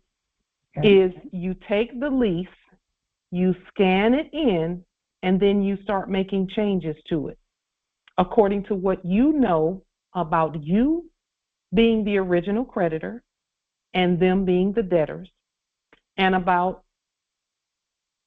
your status. Okay, here's one of the suggestions also. The things that we stated in that original, in the law that we put on the public record about fungibility. Yes. We stated some statutes, some laws, really. They're laws. Look at those laws and use them in your documentation, because you're going to do an affidavit, but you're also going to restate that lease.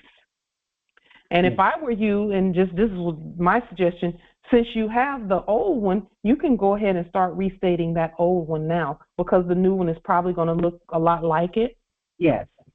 So then take the old, and that'll give you more time to study it. Scan it in, and then just start changing and fixing and doing according to your status and according to what the Spirit tells you, and that everything that you use in terms of that is going to be your own resources. And when I say your own resources, the lease has to be nominated in real money and not fake money. And then even the real money is coming from your estate. So restate the lease and ensure that you put, especially like the word trustor. You're the trustor, Trustor. That means that anything that's going on with it, you are the one who has the authority to write that. Yes, yes. See, a lot of times we wait for them to send something and we just sign whatever they send. Automatically built into that is you being the debtor and them being the creditor. That's why you have to write your own. Okay, and that's what restating is about. When you restate the lease, because it's a system that you're speaking to, really. You probably think you're speaking to a rental office or something. You're really not. All they do is look at some paper that's coming from a system. And the system tells, the system will put on the paper that it's time to renew a lease, and these are the new terms of that lease. The system is doing the work. So you're going to speak to the system so that whoever it is that's in there will do the same thing they've been doing, which is look at the system, and the system is going to tell them what it needs to tell them about you and about you staying there and about how the payments are made and all of that. Because you can pay in real money, Moorishe sovereign delarium, which is something you can print on your printer.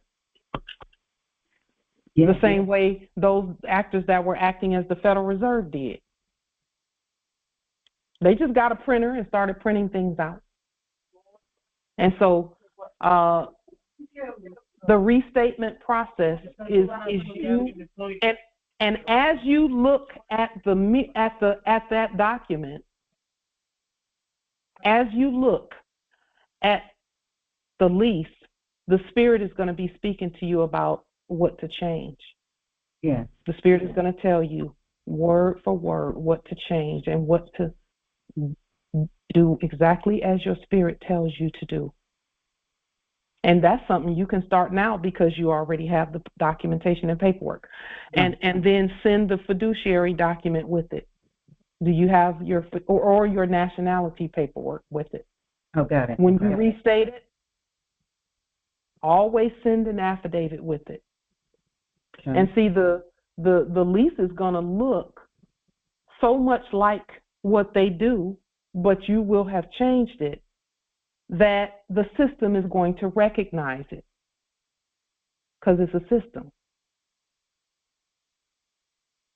See, with leases or with any contracts, there's a system that prints that stuff out. And there's a system that logs in everything. The people that are putting things into a computer, they have a piece of paper that they have to go by. You're just going to be sending them the paper that they go by. So now how do I print the Delarium? Now, I know that I printed off of my printer, but do we have like a...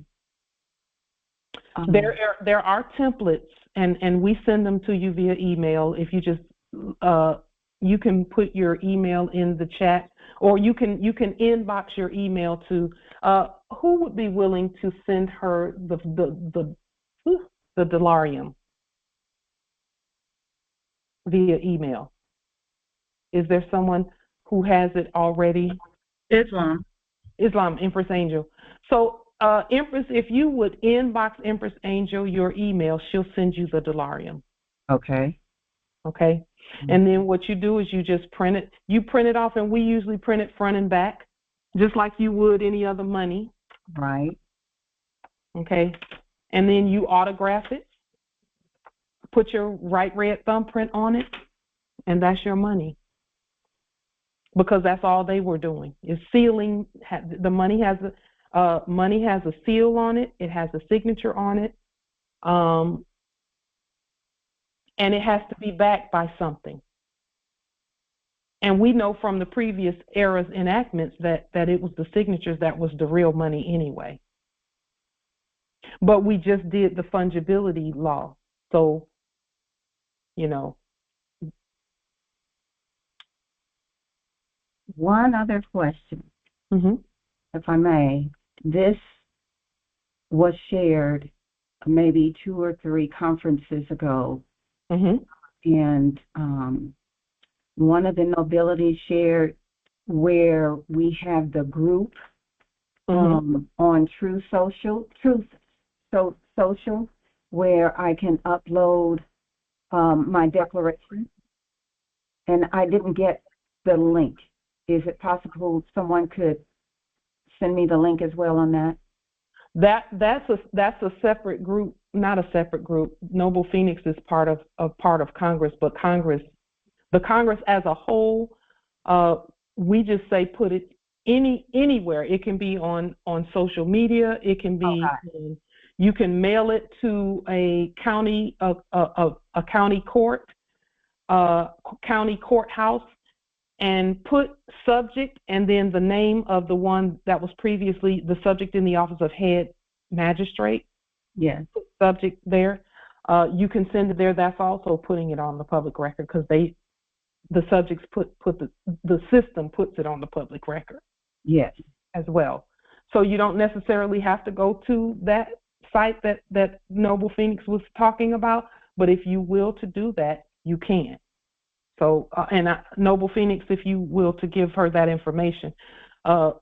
We just want everyone to know that it doesn't even matter. Like wherever you put your stuff out there, you can mail it to a county court house, and it will be on the public record.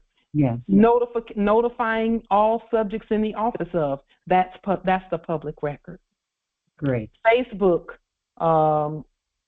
You can take a photo of your or a video of your document and post that video up on you can do a specific YouTube channel just for documents.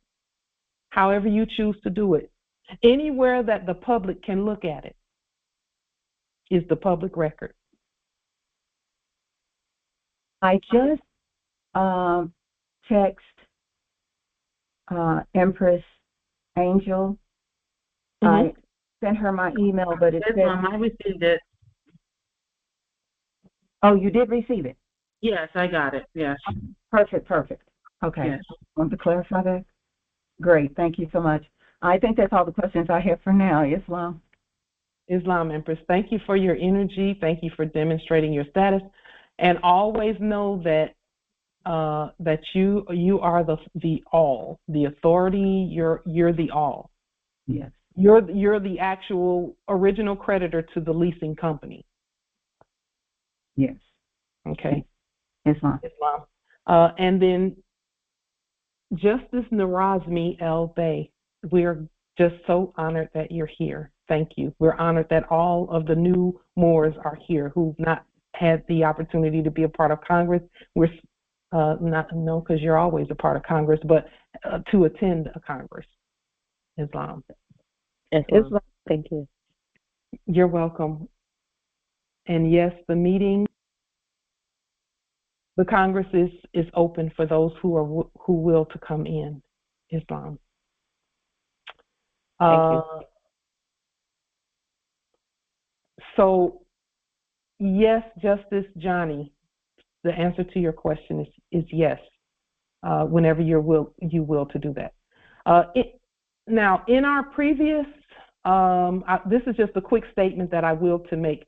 In our previous Congress, Empress Minerva brought our beautiful science up about the calendars and the cosmos and the astrological things that our science that we use.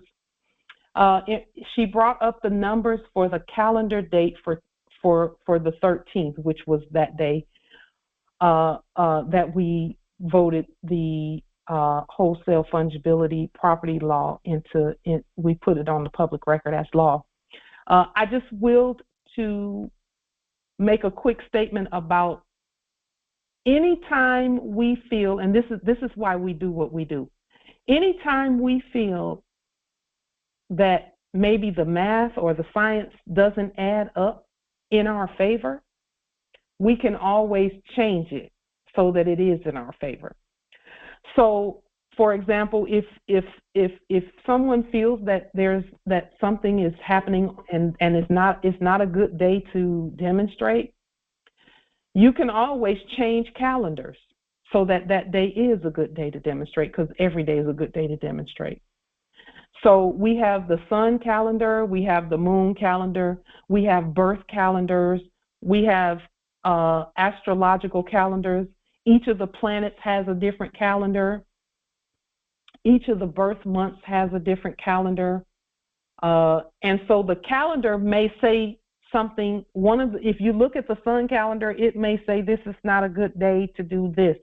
But when you look at the moon calendar, it's going to change that. It's going to change that time, because see, we time travel all the time.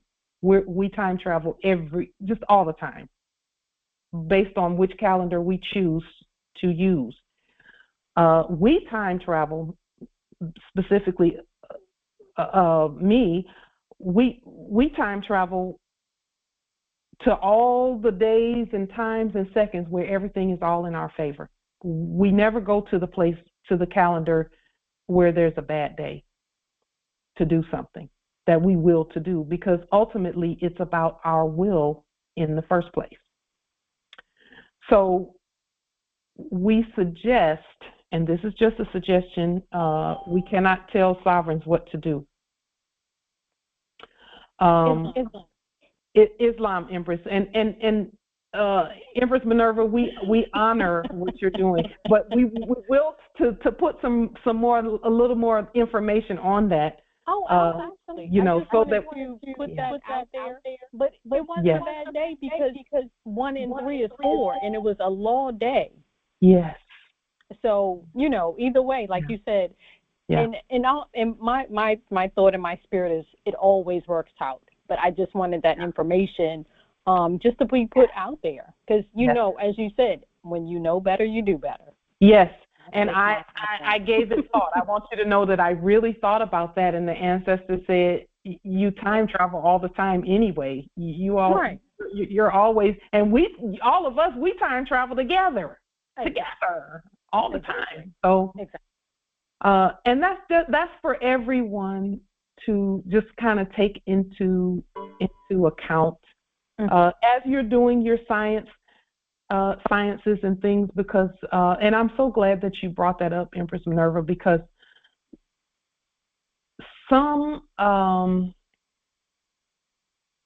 our science, everything that we do is because of our science, is by our, we do things by our science. We use our science to do things. And so, it's important that we keep it in the forefront of our minds, even as we're doing all the things that we're doing. So thank you for that, Empress Minerva. And I did will that that I thought about it and because I know for some people, you give them the information, they have to sit down, process it, eat it up. Yeah. go it in, spit it out, and then they're like, oh, okay, I do, understand that. But I just wanted to put it out there. Thank you. We let because that's a system too, and that was the thing that the ancestors were saying to us is it's a system. It's a system. Mm-hmm. Astrology, cosmology, those are systems. And we use all systems to our benefit, and to enrich and to make us wealthier and happier and all of those things. So why are you speaking of systems? I don't mean to cut you off. Why are you speaking of systems right quick? I know you were saying you were having trouble with your computer and some other systems going on, and it just seems like I've heard a lot of people who've had, I call it hiccups, little hiccups with their cell phones or messages getting through or emails. And I'm just wondering, I just want to put it out there just for anyone who may, those techies out there. I'm just thinking that it's the AI really integrating into the system, and it's now just having like little hiccups, I guess I want to say. You know how they have like little I guess glitches. Glitches, but also like they'll call it like a little thunderstorm within the technology or something. And I'm just thinking maybe that AI is now becoming integrated into our systems, and we're just now becoming more aware of it now that it's getting integrated. So I just wanted to put that out there because it just seems like it's been a lot more hiccups that people have had, and they're now actually seeing it because people who've never had problems with any of their technology, they're now having problems. So I just want to put that out there. Yeah. Well, Empress, with that piece of information, we've talked about that before as well. And for us, whenever my computer would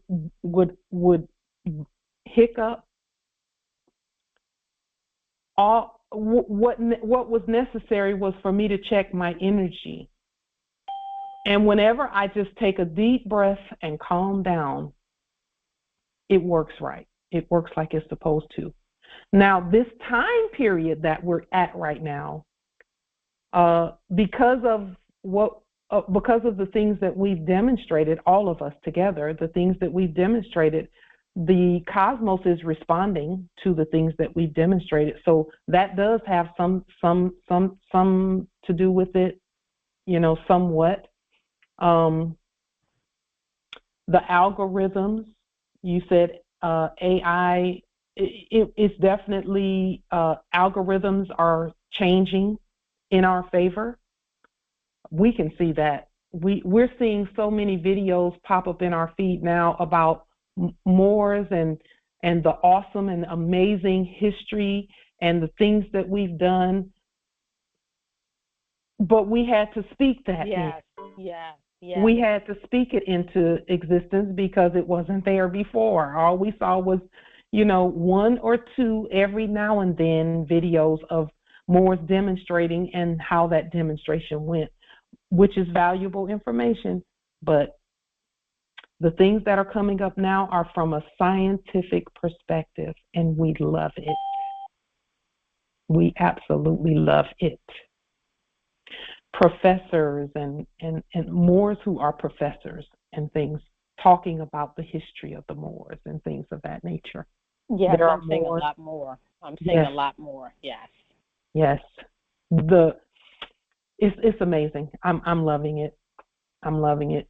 And that is yet another affirmation, Empress, that our word, the universe just waits for us to say it. And as soon as we say it, whoosh, people start creating according to our word, and they don't even realize that that's what they're doing. But we're creating according to what's being stated also by others.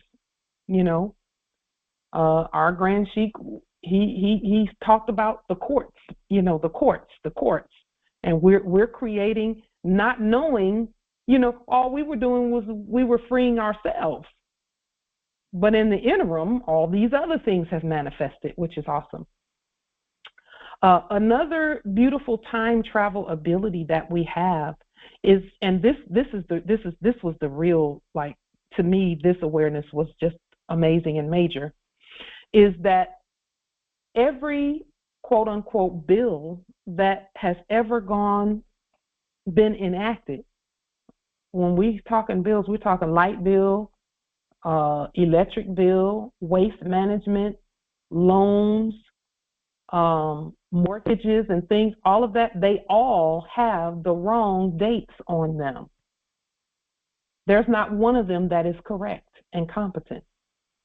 They all have the wrong date on them, all of them.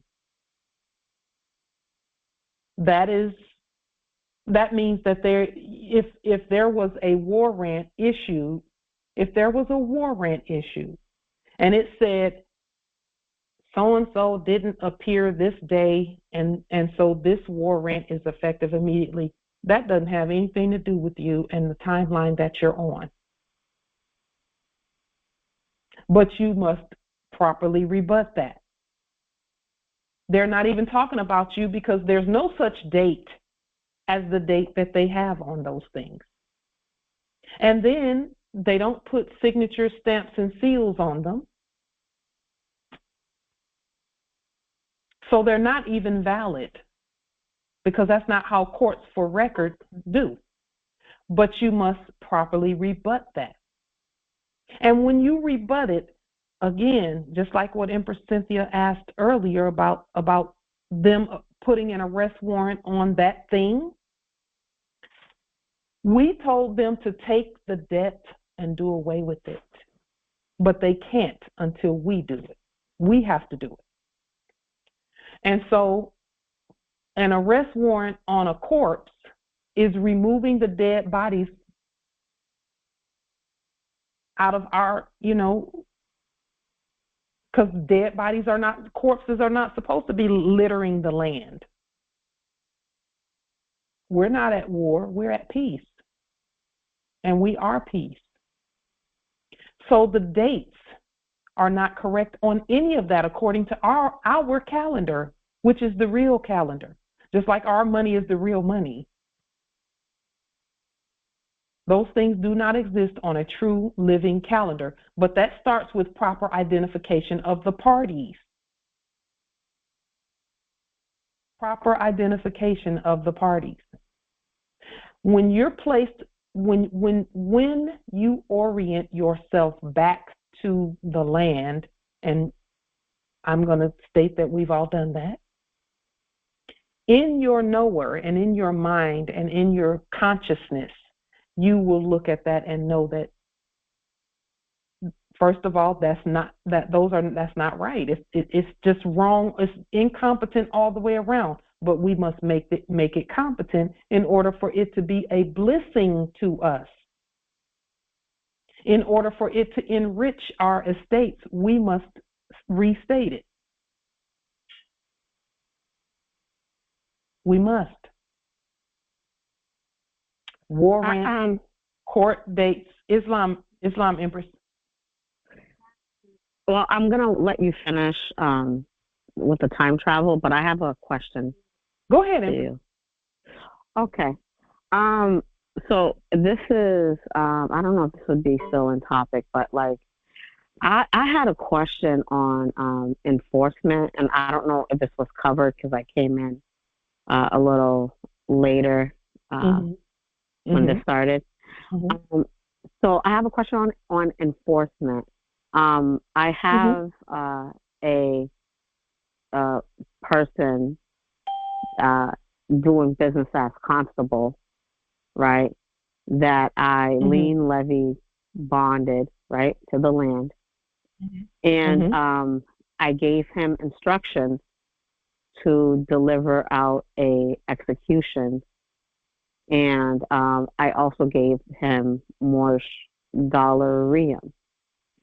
And he, because in my state, I'm in Massachusetts. I don't know about all the other states, but it seemed like there's more competent Moors. And some of the other states, and I always talk to Phoenix and I let him know that. But up here, it seems like they do have, they obviously have Moors, right? Because there's many indigenous folks, yes. But like people who navigate competently. And so I think they're seeing for the first time that, obviously following your videos and the application and the concepts and stuff like that. And so as I'm navigating and getting these folks to, I know that because it's their first time, like some of them actually having to deal with it, there's some pushback as far as, how they're subjects in the office of to be able to, follow the court's orders. And so I wanted to know what to do in that scenario where, you're dealing with a subject and because sometimes I'm like, should I just automatically go to the U.S. Marshals to handle it, or what would you suggest? So whatever it is that you're attempting to have him do, you must do it. And when I say you must do it, that doesn't mean physically do it. It means do it. You must express competence at doing that by way of court action. So a lot of times in the past, we would hear of Moors who wanted to get the enforcement to move somebody out of a domicile that they claimed. Well, the Moors must first know how to do that themselves according to the law. So what does a sheriff do? What do they send people first to let them know? It's because you got to give notice. What does the sheriff do to move a squatter out of a house? What does the sheriff do? You must do that process in your documentation. And here's the thing: there is still some clarity that has to happen where the subjects are concerned, because it's really not even their job to do it. It's not even their job to do it. It's our job to do it. But we must know that they don't have, even as subjects, they don't have the authority to do it. We make the system do it. The system sends out eviction notices. So we send an eviction notice to the system. That is how those things are done.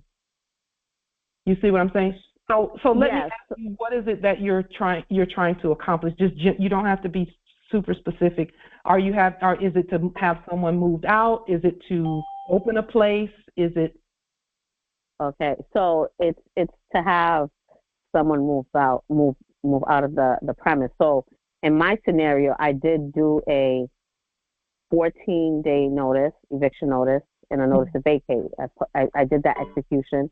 What I did is I did it on my own. So I went to the actual location and I delivered the notices. I taped the notices to the location, the doors, the windows, or whatever. And then, so I did that part, and then I also did it via the sheriff's office, right? So one sheriff, they sent me a notice asking, although I gave them the moorishe dollarium, they were asking for fiat. And so I'm gonna, this week, I'm gonna send them a notice letting them know that lawful money is moorishe dollarium and not the U.S. fiat. So that's where the issue is. That's where the issue is with that demonstration, is they don't have the authority. You're not lending them your sovereignty so that they can go and act like sheriffs, because they're just actors. And that's why they're asking for fiat. When you send the proper paperwork, whoever is in there is going to go anyway, because the system is going to make them go. The system is going to do that. But you must know the process. And they must be properly identified. Whoever it is that's in there has to be properly identified. Right. So what I did was I wrote, subject in the office of X, Y, and Z Constable John Doe, right? Mm-hmm. So that's how I address them, the subject of. And did you tell them step by step what the process is? Not what to do, but what the process is for eviction? No. You have to know that job, because that job is not their job. You're the sheriff. You're the head sheriff. Okay. So you must know the steps to evict someone. Okay. The same way they knew the steps when fiat was being thrown at them. Okay, so, I get it. I understand. Now, okay. And also, have you done just one document that says you're the head sheriff? Well, or law enforcement is the term that we used on the 40-something documents that we put. One of them says we're the head of all law enforcement. Okay, yeah, I could have done that. Yeah, I could have done that. I would have to just double check, but I believe I did that. Okay. Don't click the link in the chat, you all. I did not put that in there. There's an imposter. Let me get my boot. Let me put my boot on. Just a moment. Up there it is. Fake. So the process, because this is all about processes. The system will make whoever is there leave when you know the process. Start to finish the process of eviction. So what I did was, so let me tell you the other stuff that I did. So I did the 14-day notice, and I also added a writ of premise to when you did the 14-day notice, what did that look like? Was it on Moorish government letterhead? Was it on sheriff letterhead? Was it on plain affidavit? What did that look like? So it was on Moorish letterhead. It was on Moorish letterhead. It was a living affidavit. I did it under the court, so it was like the living land court. The living land court? Yes. Okay. My suggestion would be, because, and this is how we do everything that we do. You've done all the right things regarding the affidavit. You've done all the right things. We suggest, just a moment. Let me put that out again. We suggest that you use sheriff letterhead for something like that, because they won't. What are you going to say? They won't really know how to. They won't really know what is being said to them until the sheriff says it, and that's what I mean by the process. Aisha is barricading her door. Everything that we're doing is by the book, as it were, so that the system recognizes what we're doing. So sheriff letterhead, whatever county that you govern, you're the sheriff for that county. So the sheriff must send the notice. So those things that you did. Has anybody noticed it? It was necessary for you to do the affidavits, but it's when you're speaking. Where's Aisha tonight? When you're speaking legally, because see, you've spoken lawfully. So that's why I say everything that you've done thus far is perfect. You should have done those things. Now you want to use your legal system, of which you are the head.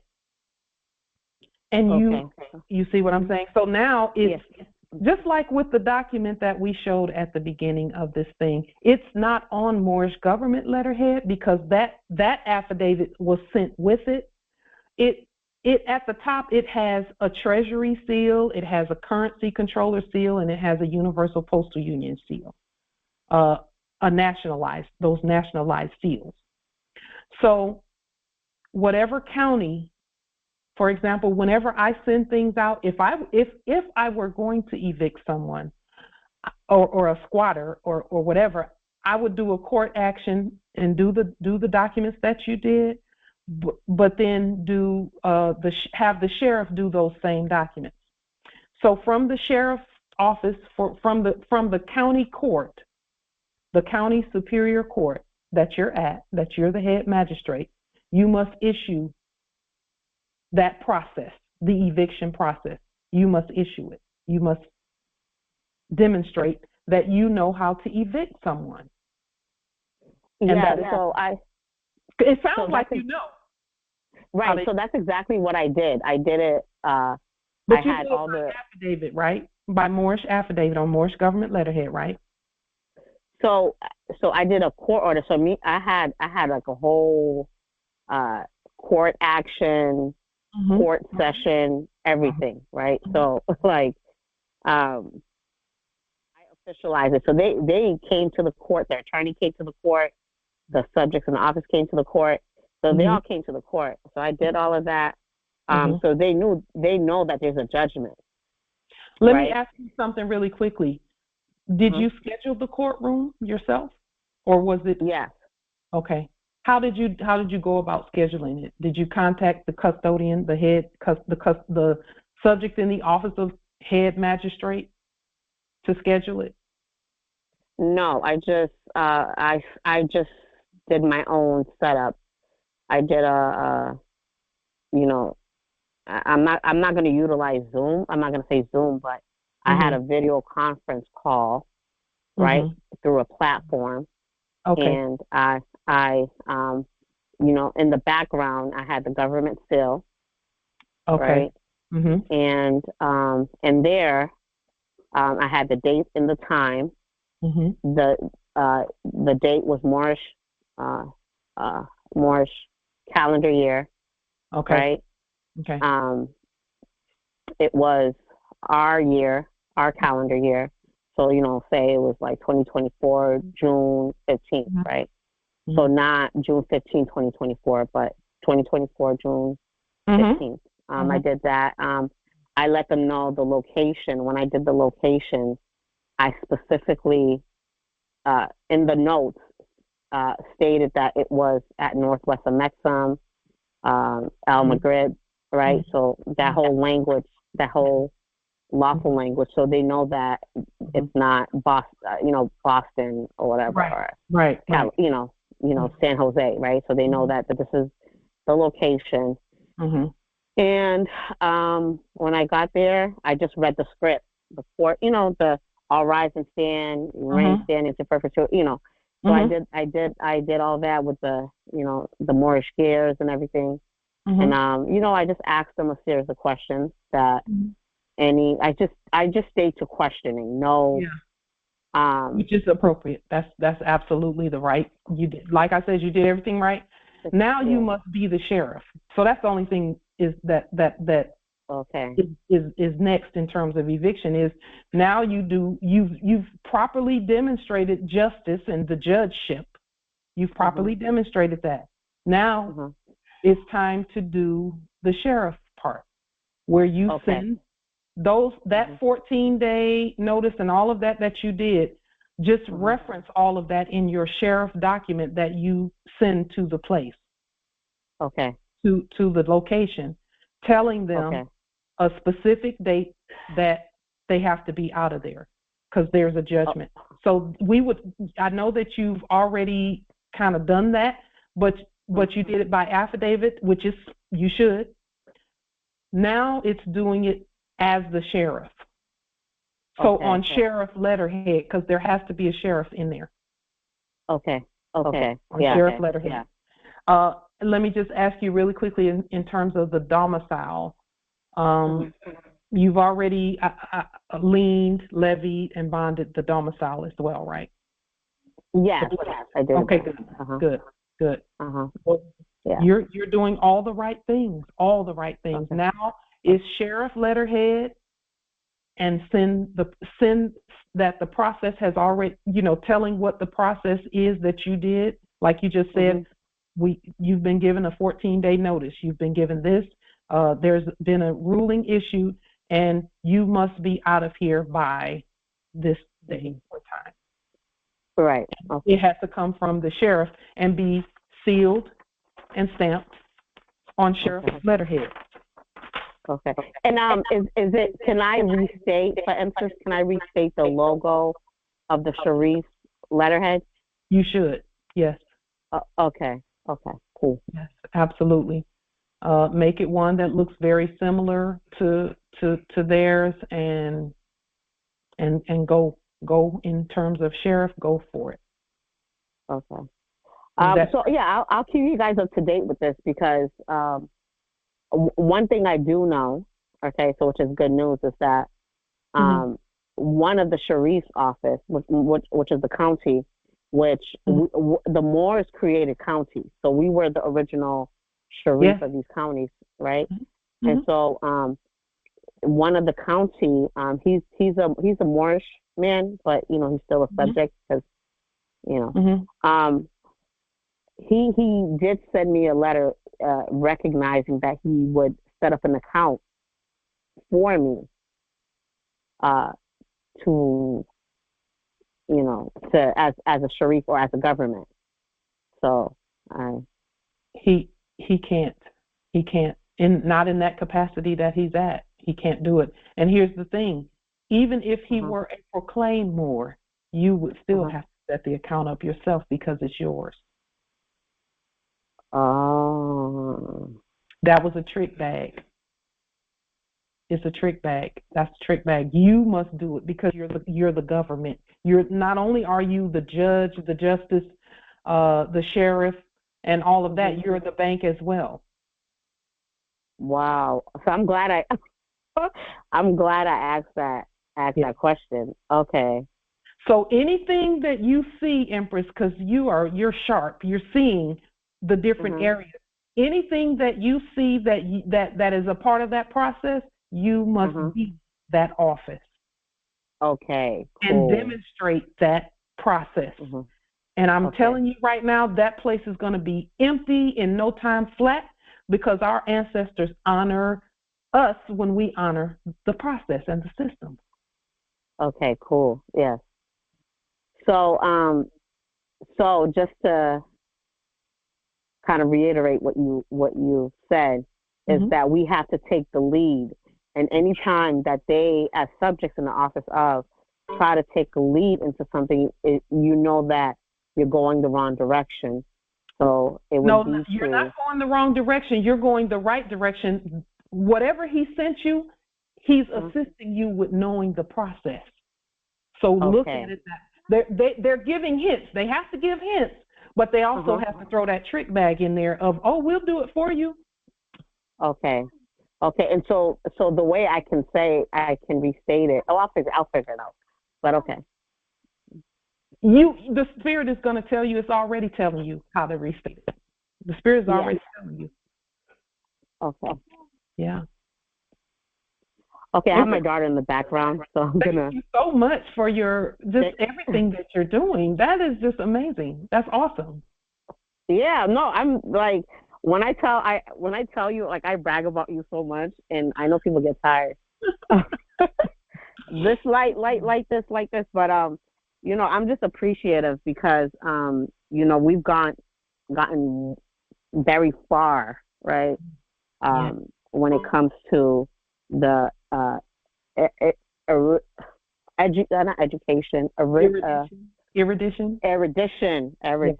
and I seen Taj, I met Dr. G, and I let them know, I'm like, light has the best process, and though people might have their opinions, but I'm like, I've been in it the last 3 years, and sorry to say,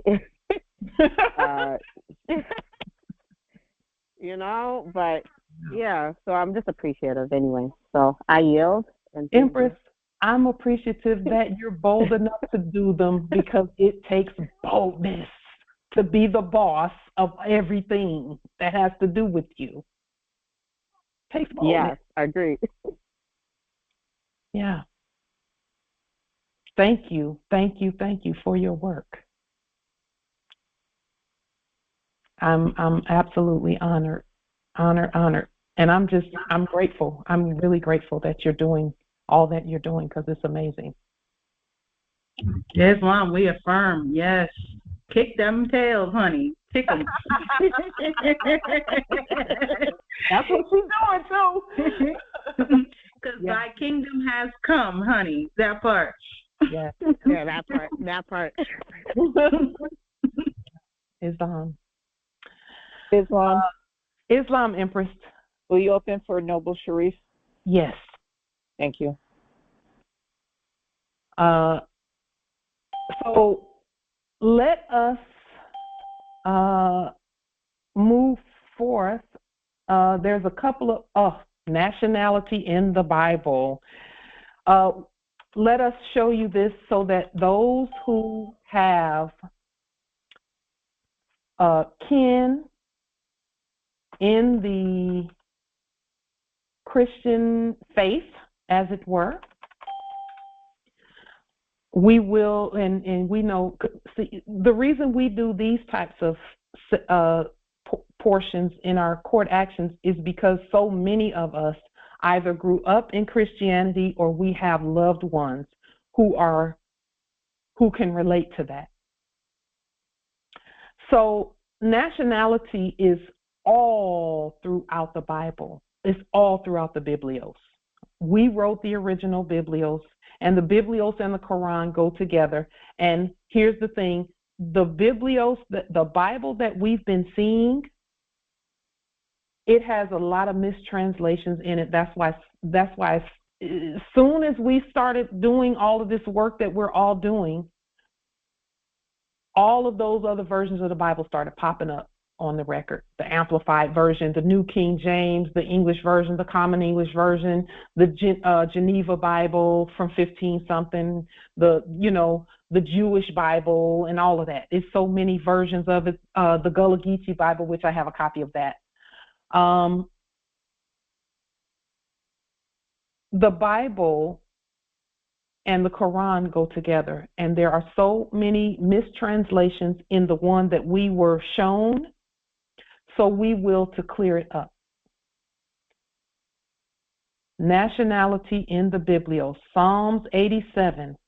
And this says a psalm of the sons of Korah, but I believe that's a mistranslation, and I believe that this is a psalm from the Quran, or the sons of the Quran, because all it is just a half of that last letter that needs the H. Just wipe the top of the H off and you got the Quran. And based on the fact that this is talking about nationality, because it is, here's what it says. On the holy mount stands the city he founded. The Lord loves the gates of Zion more than all the dwelling places of Yaqub. Glorious things of you are spoken, O city of God, Selah. Among those who know me, I mention Rahab and Babylon. Behold, Philistia and Tyre with Cush. This one was born there, at Cush and Philistia and Tyre, not Rahab and Babylon. This one was born there, they say. And of Zion it shall be said, this one and that one were born in her. For the Most High himself will establish her.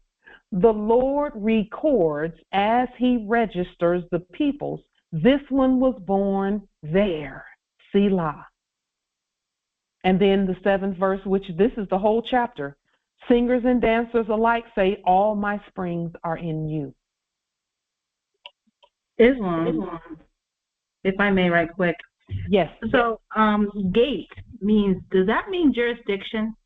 It does. It means, gate means government. Government. So reading that with that in mind, on the holy mount stands the city he founded. The Lord loves the government of Zion. Yes. And the jurisdiction of Zion, more than all that dwelling places of Jacob. Yes. And we know what the Jacobian experiment and all of that is about. We already know about all of that. Yeah, so this is that part right there, saying that if it ever did say favoritism, it said it right there. It does. It really does. It really does. And they will tell you that all men are created equal and all of that stuff. Men are created equal. And then there's mankind. That's a different class or category. Not class, species. And again, these are not ego statements. This is truth. Those are not ego statements. This is truth. Islam and proper reading. It's proper reading of the word. Thy word, Islam. Yes. So it's telling you that there's mention of Rahab and Babylon, but then there's a break in that sentence. And they say, behold, that means look, though, at Philistia and Tyre with Cush. And at the beginning of all of our court actions, of all of our congresses, we speak of the Cushites because they are we among all others. We are the all. We are the first of every people. And so this is talking about where were you born? You must know where you were born. Who created you? You created you. That's important. Islam, Empress. I not to interrupt your flow, but when you state about being born, it's so interesting because that was a topic that was brought up constantly as to where I was born. Yes. And thus, deportation. Now, of course, I know because I know who I am. But these were all things that were being floated around or enacted floating around in the ethers in order to upset my ship. But this one and that one were born in her. And if you put the I in there, in airship. Yeah. That's what I hear every time you state that word. And then this one was born there, the air. Yes. That's it's so clear. It's so clear in this psalm. Now tell me they don't know about nationality. It's clear. It's clear. One of the things they're doing, they're enacting here, is a national identification card called a NIDS. And yes. And they're also enacting a constitutional reform committee looking at bringing the republic into being, and they have to change. I mean, these are all things in the enactments in the enacted press. So the play is still running. In the enactment of the play is still running very, very loud and bright in the people's eyes and ears, and so it's to prepare those who hear that. It's to prepare them for what's already done. And that was I was going to say that. I was going to actually say that that's the ones who can see and hear, and because I can see and hear and read, know what's going on and what this is. The enactment is, as you state all the time, they're enacting now at our command. Of course. These enactments are actually for us. Yes. I mean, all of us, of course, but the ones, as you say, let them who have eyes to see, and those who can hear, and that's. Yes. So anyway, I yield. Yes, indeed. I'm just grateful that people can see now that, you know, it is quite interesting when you feel like you're the only one who can see, or not the only one, but that you're just like by yourself, or one who, you know, the only one here, or because there was an enactment to make each one of us feel like we're the only ones doing this at our territory. There was an enactment previously, but just know that it is just. It is moratorium on evictions. Where's the moratorium?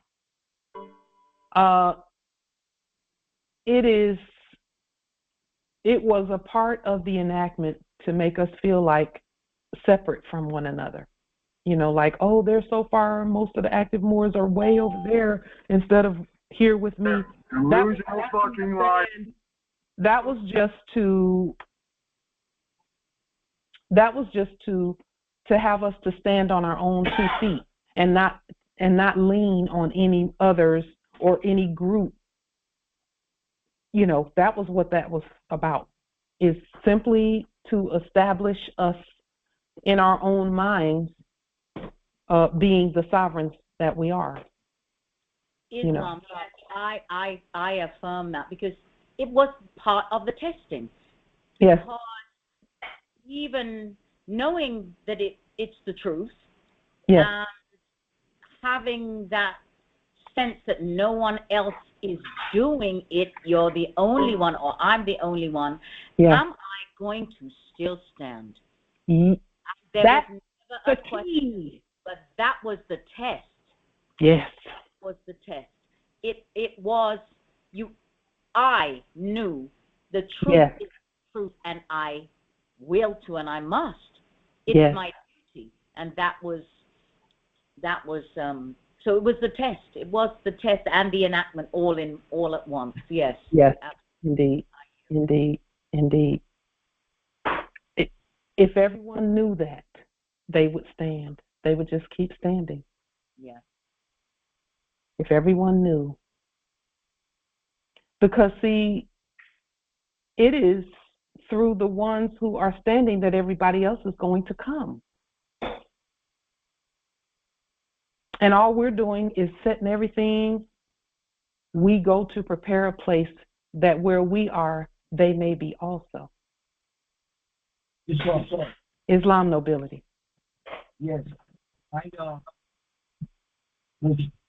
have a question about. I cannot hear you. It seems like you're fading in and out.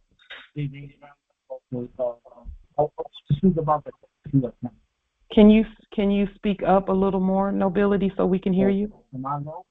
Can you hear me now? No? Well, I don't know. This computer's not working. I might have to try it. Sorry. What's up?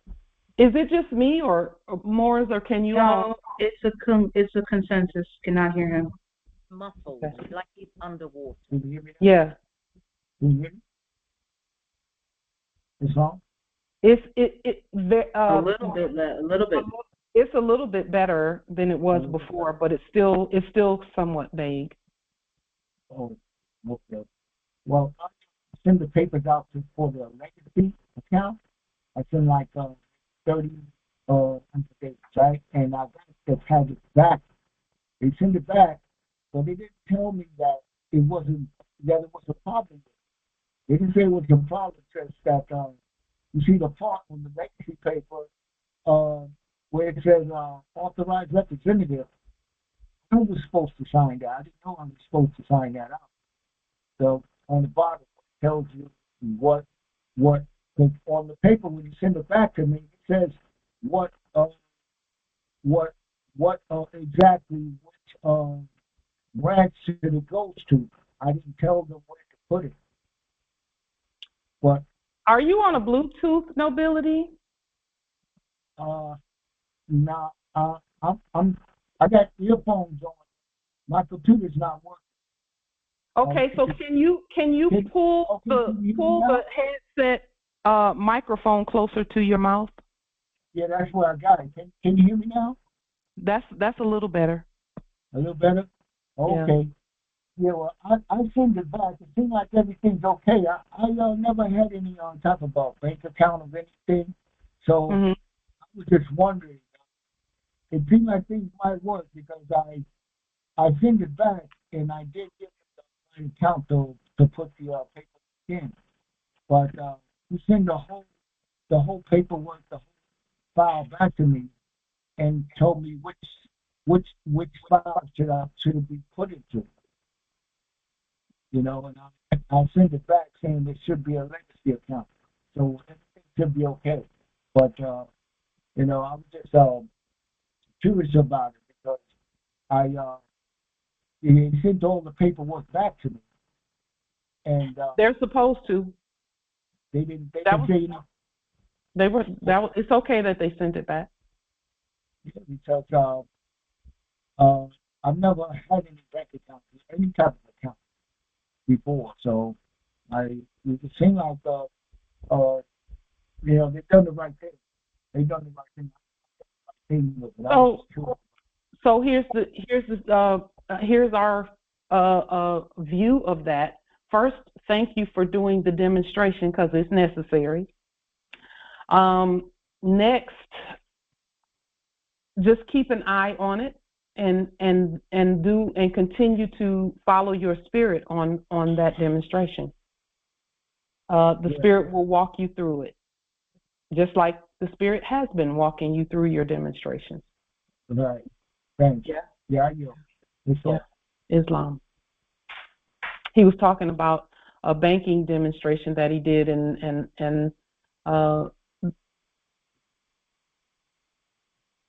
he did it to open an account, right, Justice Kaftoon? And they didn't. I did it to open an account. They sent it back. They say they didn't know which branch to put it in. That I didn't command them which branch to put it in. But on the legacy letter, it says for authorized representative. I didn't realize that I was the authorized representative. I should have signed it and put out like it said legacy account. But I didn't because I was looking at it like this is some authorized representative at the legacy, you know, place that should do that part.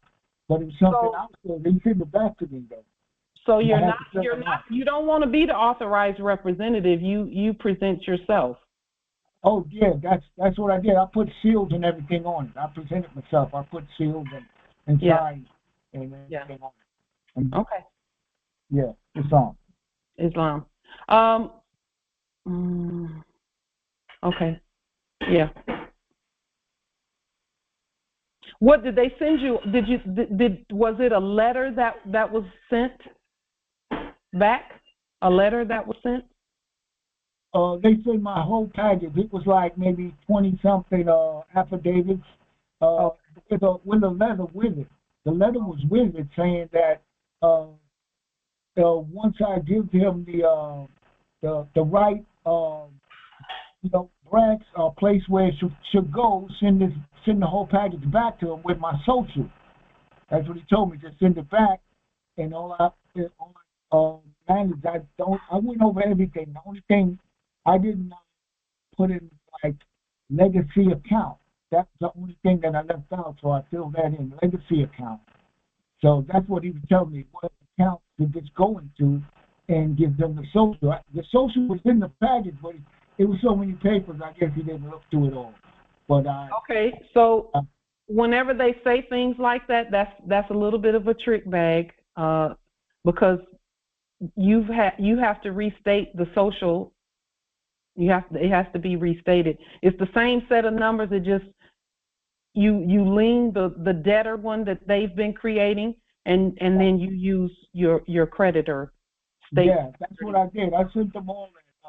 I sent back the restatement, And did they call you on the phone or what? No, they sent it in the mail. Okay. Yes. Okay. Islam. Thank you, nobility. So.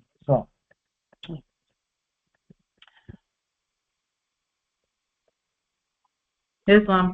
Yes, this I was just reading this scripture over again, and verse 5 and 6. It really, and probably it says that this one and that one were born in her, being the nation. Yes. Yes. For the Most High Himself will establish her. Yes. Lord records, as we are the Lord's, we record as He registers the people. Yes. This one was born here, which is after our declaration, stating that this heir has been born here. Yes. Yep. I mean, and if you desire to, you can write that as an affidavit and just put that on the public record. It's funny you should say that, Empress, because they say that the writer's name was David, King David, but we assert that it was affidavit. That's where that word comes from, is derived from, because all he did was write legal stuff and how to do legal things. Yeah. That's what the Psalms is. It's a bunch of legalities. He had some legal problems, and he used his, he started writing the remedy for the legal problems, but he told you about the problems he was having too in Psalms, and then how to remedy them.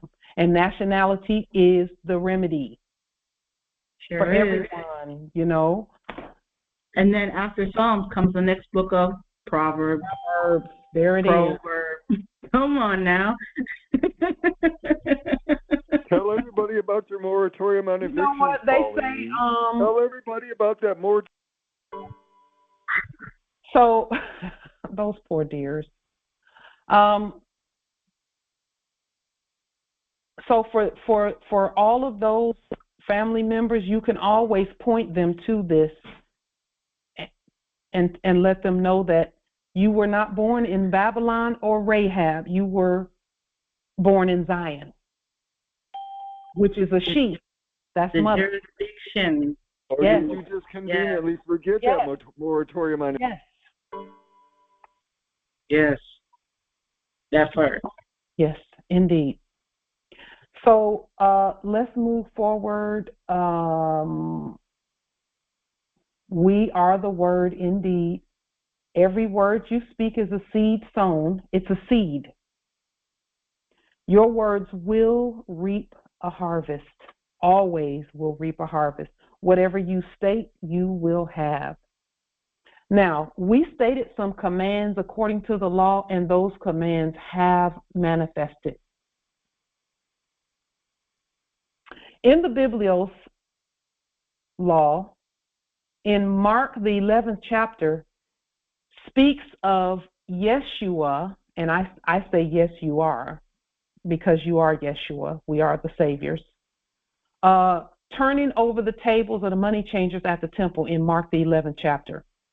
We have done that to include the wholesale fungibility law for commerce 2024-06-13. But before Yeshua turned over the tables of the money changers, he had to prepare the way. He had to prepare the way. Mark the 11th chapter is just all it is a statement of what we've done. In order to turn over the tables of the money changers, that means turn those tables over, get rid of the debt, and put the true lawful and legal tender and money on the table.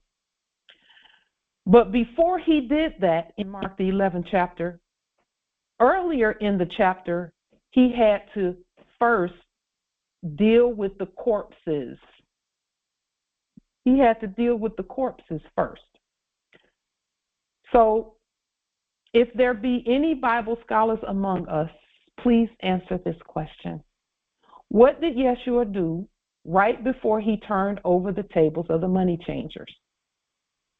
And I would not have known the answer to that question, by the way, until I read it again, until I read Mark the 11th chapter. So we'll go ahead and give that statement. He cursed the fig tree. Yeah, I was about to say that. We do have, Justice Rennie, how are you? I'm doing very well, thank you. Great rising. We have not heard from you in a moment.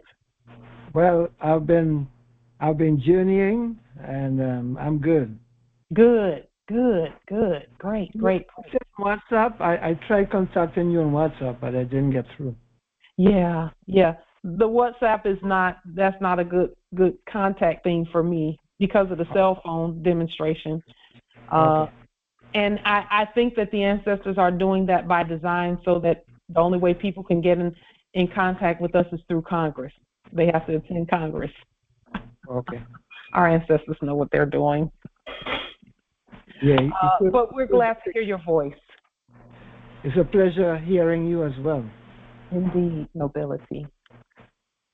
Just for those who are not aware, Justice Rennie is at Trinidad and Tobago, which is, what have you called it? What is the appellation that you gave the land there, Justice?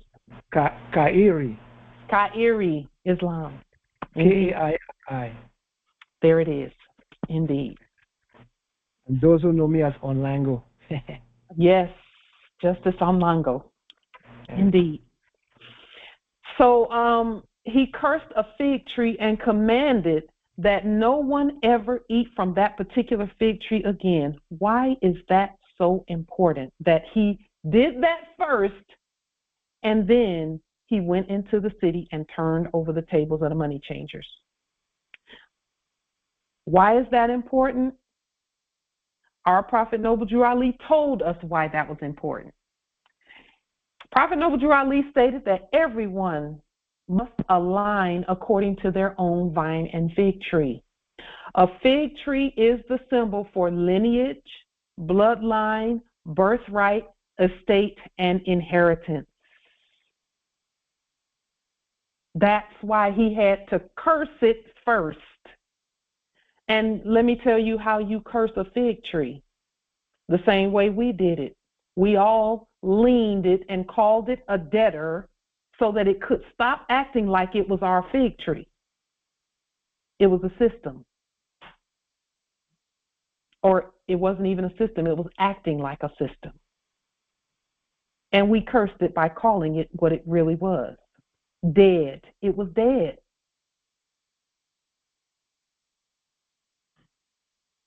Yeshua cursed the entire lineage of fake persons from which the fake money came. That's why he cursed the fig tree first and then went and turned the tables over.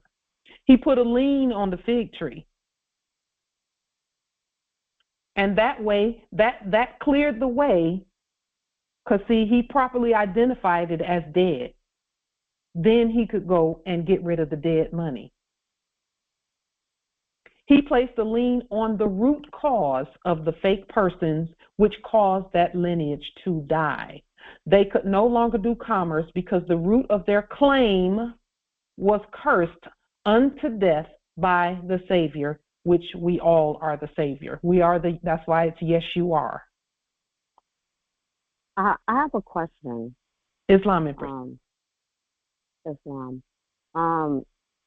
This is not to go to how should I say this? Go ahead, Empress. You don't have to preface. You don't have to preface. So to add clarity to the lien, there was a noble who he was questioning. I don't know if he's questioning, but he was saying that the lien process, the way we went about it, wasn't effectualized properly because the person in the recorder's office was asking for fiat. And so if we mailed it out to the recorder's office, he was saying, and I don't know if this is even accurate, but this is what he was saying, that they were asking for like $31 and some change of U.S. fiat, and so that it's not recorded. But I did say that, you know, when we got the green card back, or we put it in the public record, that should have been sufficient. Now, I don't know what your take is on that. So you're correct about that, but even if you didn't get the green card back, it's recorded with our court first and foremost, because we did them by court action. We do all liens by court action, and then when we send it or when we do it, the notification is there. We place them on the public record. No, we never paid any fiat, because that corrupts the process. Right. We didn't need them to record it. We needed them to know that it's done. It's already done when it leaves when we do it. We don't need them to record anything for us. It's a system. We weren't even talking to them. Right. Okay. We were talking. We were speaking to our office. Okay. Yep. I agree with you. Yeah. People, you know, we heard some of those things too, Empress, and we didn't. It was not necessary for our liens to go under the authority of corpses. Right. Of debtors. Because he was saying, "Oh, well, it's not showing up in the system."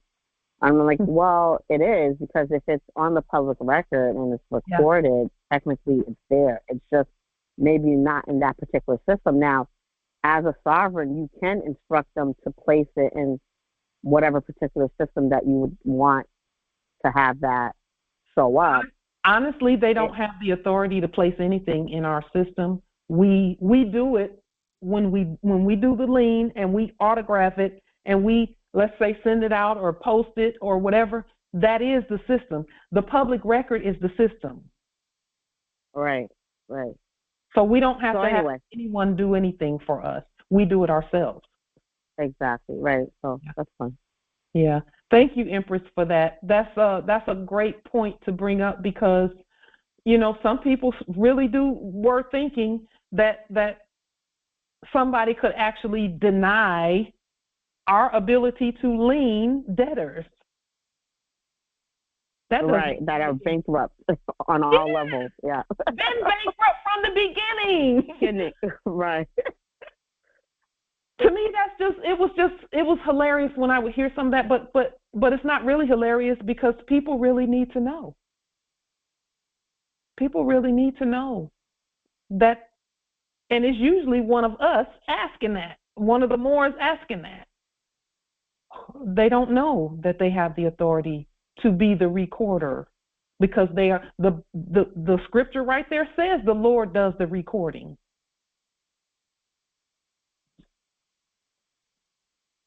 It was already recorded when we did it. But see, here's the thing. They don't realize that every word you think is recorded. Every word you speak is recorded. And that's why we say what we say about the casual conversations, because it's the law soon as it comes out of our mouth. Soon as we think it, it's the law. As a man thinketh, so is he. But they still think that something that was acting like a system has to, you know, somebody has to receive it and approve it and accept some fiat for it before it's actually recorded. No. We, as long as we say it and we agree to it, it's done. Nobody, you know, if you really think about it, none of us sent our birth certificate, quote unquote birth certificate. Let me put it that way, because it wasn't ours. No, none of us sent those things off, and they were recorded somewhere by someone, somewhere. But see, again, everything has to do with us and our words and what we say and what we do and what we agree to. You know, our agreement is the key for everything to happen. So, you know, we heard a lot about the way that the ancestors inspired us to do the lien process. We heard a lot about it, but the ancestors affirmed everything we did, everything.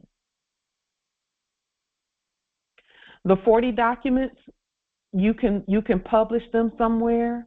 You can send them out if you want to send them out, but you don't have to. Just publish them. Just take some photos of it and put it up on a website or something. Put it on a YouTube channel. Put a link to it in a letter and send that to someone. Put a link to it in an email and it's on the public record. People think emails are not public, but yes, they are. Mess around and threaten somebody in an email and see what happens. It's public. I affirm. Yeah. Mm-hmm. You know, and we're not saying threaten anyone because we don't do that. We have no need to. But, yeah, our every word is heard by the system because, you know, the subjects call it an ecosystem, but it's really an ecosystem. It hears from us and then it goes about to do. And it's not really echoing, it's obeying. So it's really an obey system.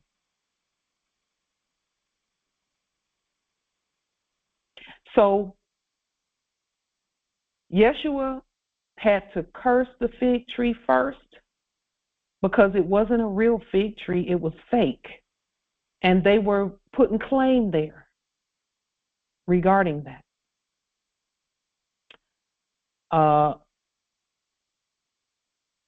And when we talk about liens, he put a lien on the fig tree and called it what it really was, which was a debtor. That's what we've done. Due to the liens and the real money commands that we've placed on the public record, there is a seeming bottleneck of property to include supplies, clothing, shoes, nutrition, automobiles, domiciles, stacking up in the supply line. The nations do not will to have those manufactured items because they do not accept anything sold in debt notes. So let me clarify this. The things that are stacking up in the supply system are new things for us. They're properly stated. They're part of the wholesale piece. The other, and the reason being, is that no one else is doing any business in debt notes. No one's doing business in debt notes. We know that. Okay. So there's a video that came up that kind of affirmed what we've been saying about things being stacked up for us because there's so much. This video came up, and I'll put the link to it in the chat right now, and it'll be also under the video, the Congress that we put on Light Tajiri Bay channel. But all it's talking about is these gigantic warehouses that have been built out in Arizona. And in the video, they show these massive, massive, massive warehouses out near the Grand Canyon, out in Arizona, where all of this stuff,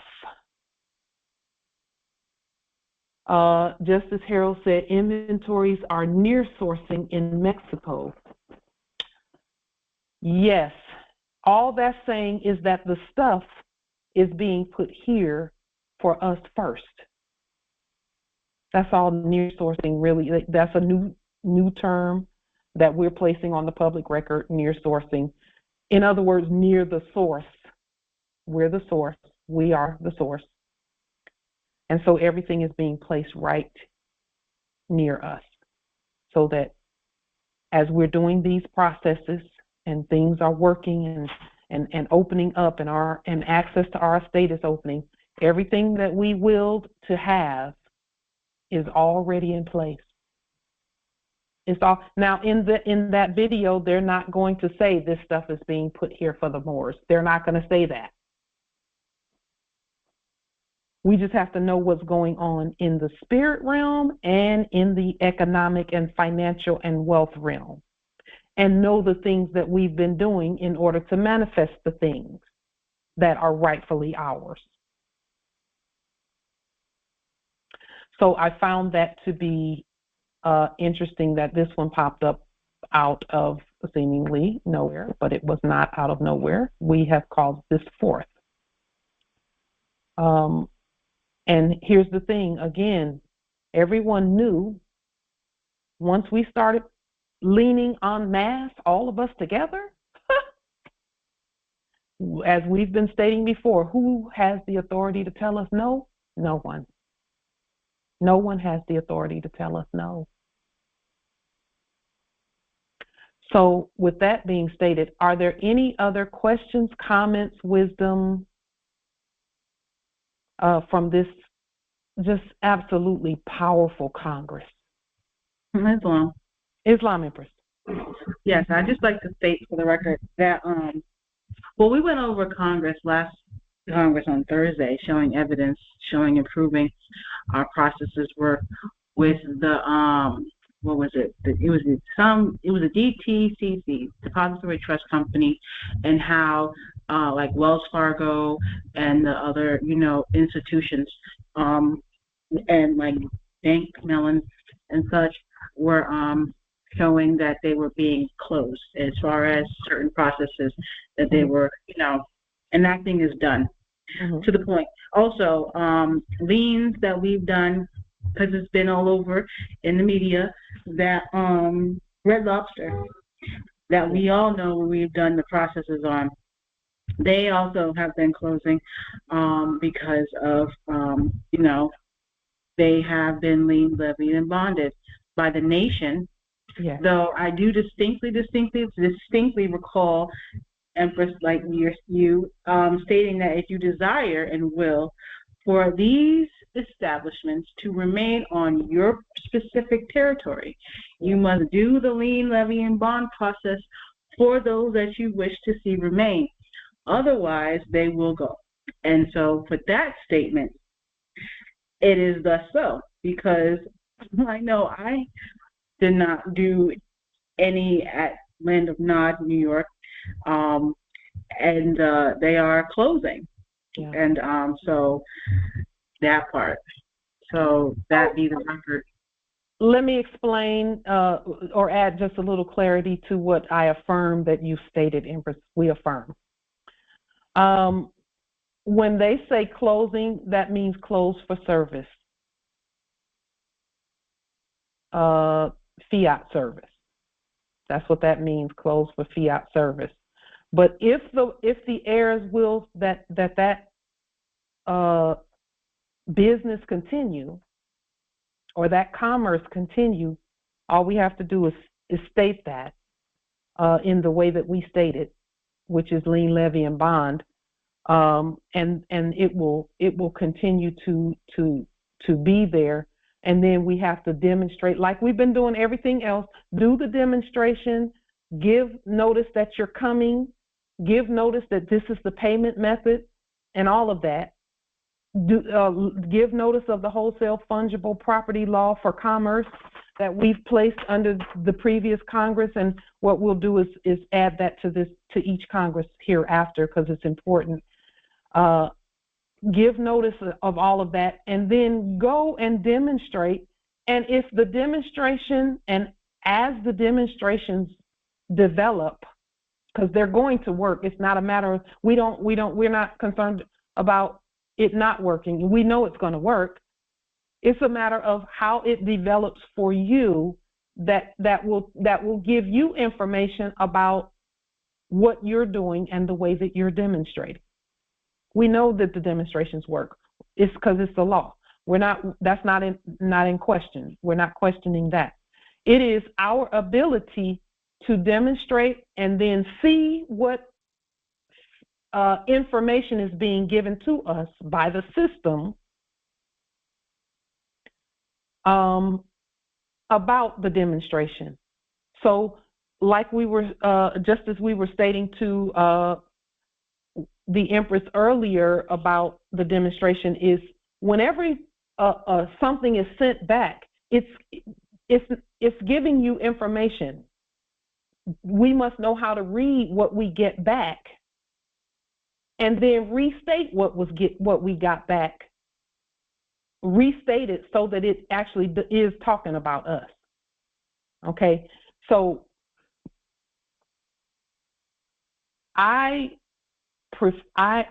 like seafood. I like Red Lobster and all of that. Red Lobster, lien, levy, bond, and then demonstrate. That's how we do everything we do, because for us on our land, that's how business is done. That's how commerce is done. Is the way that we do it. Give notice beforehand, and then go demonstrate it and see what information you get from your demonstration.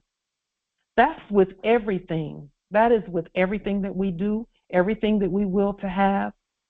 Demonstrate and watch how the demonstration develops and how things go, and always give notice before you go that you're coming, and that these are the terms of your showing up there.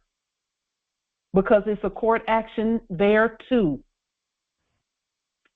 We didn't know that restaurants were a court action, but think about the process of that. Think about the process and what happens after you eat. Think about what happens before you eat. There's someone that comes and takes your order. They don't have you to write down what you want. They write it down. And then they ask you how you want it and everything, and they go do it, right? And then when they bring the bill, they want you to sign for it. They want you to sign, and they want you to add a tax to it called a tip. But it's still a tax. It's taxation on you when you do that.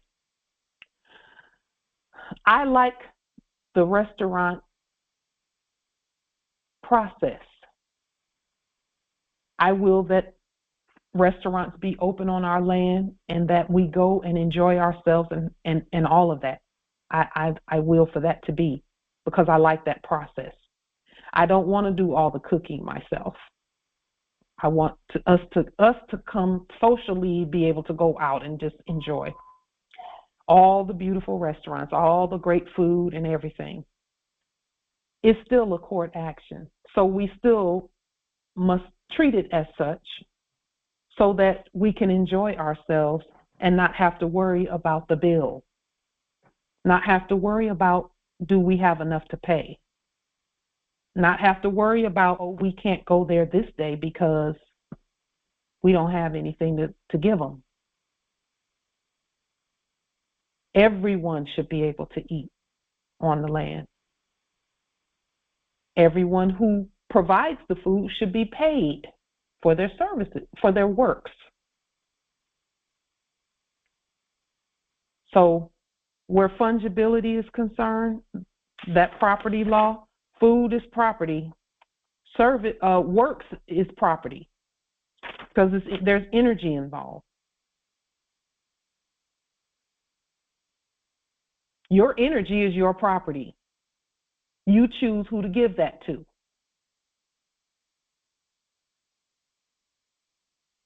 And so,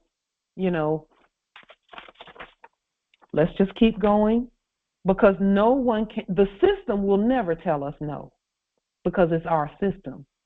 And when we speak the language of the system, it keeps order to even the smallest little action. It will keep order on the land. And that's why our system is so important. So we have the lawful piece. We add to our lawful actions the legal piece because both systems belong to us. The stuff is already waiting for us. Everyone was just waiting to see, okay, are they going to stand?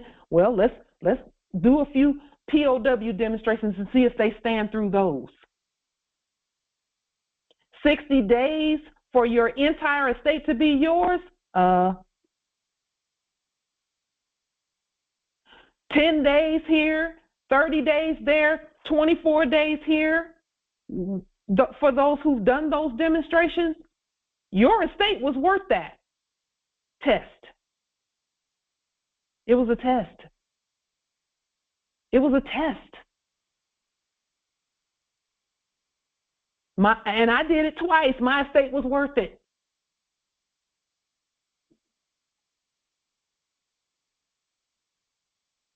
Not a day goes by that I don't have abundantly, and I'm not using fiat. Are people who use that system bringing things? Some are, because some are still in that system. Not in it, they're freeing themselves from it. Let me put it that way, because that's a better way to put it. The transition is in full. It's really complete already. It's already complete. Islam Empress. Islam Empress. So with that statement stated, because I was blessed with an abundance from my matriarch, my mother, with items. So when it comes to packaging with items, would it be recommended a box from the United States Postal, or we get a box from like anywhere and package it up and things, and then just put the proper documentation, address, and postage on it? You're asking about if you send something out? If you want to send something out? Yes. The way that I've been doing it is whenever I send the sea salt out, and Empress Aisha can is a witness to that, we use the same mailing process that we've been using. Well, I'm talking about for like large items. Yeah, same process. So it doesn't matter like the box or the envelope. It doesn't matter. So you can use like a regular box, like if you have like. I sent a box of sea salt to Empress Aisha, and that process worked. Okay. All right. And I put it in the same. And if it's a super large box or something, whatever process the post office uses, we just restate and use that process. But for the boxes that we've been sending, the salt and sea salt and things that we've been sending out, we use the same process that we use for envelopes. We just put it on the box. Well, after I just asked the question, I think that using the United States Postal boxes, because I don't think anyone's restated that as yet, but they would still it'll be a contracting to accept that box and use it, I think. So use our own. Well, how do you? All I can say is restate everything so that it's not a contract. Okay. That's it. Because we're restating things anyway, Empress. People are sending things and things like that. And I had to get over my, I had an aversion, I have a natural aversion to contracting when it comes to the fraud stuff. But the ancestors had me to get over not accepting things because it came from someone who obviously has a contract. But the ancestors said, no, you restate it. You nationalize it. They may not have, or they may have. We don't know. But you nationalize what you receive. Yes.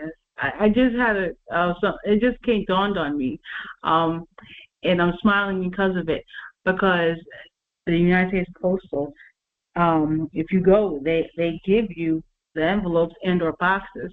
So it would most likely be arts and crafts, but you can break down the box and flip it inside out, so you don't see their logos and things. So you just see the brown portion, and then just tape it up and then send it on its way.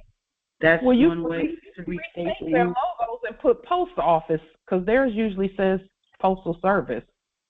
But you can restate it even if it says post office. Just restate the logos. Yeah. Even that was just an idea. On there, now that I'm thinking about it, Empress, even the ones that where they give it and it's supposed to be one of their boxes, I would put some red marking on it or something and change it.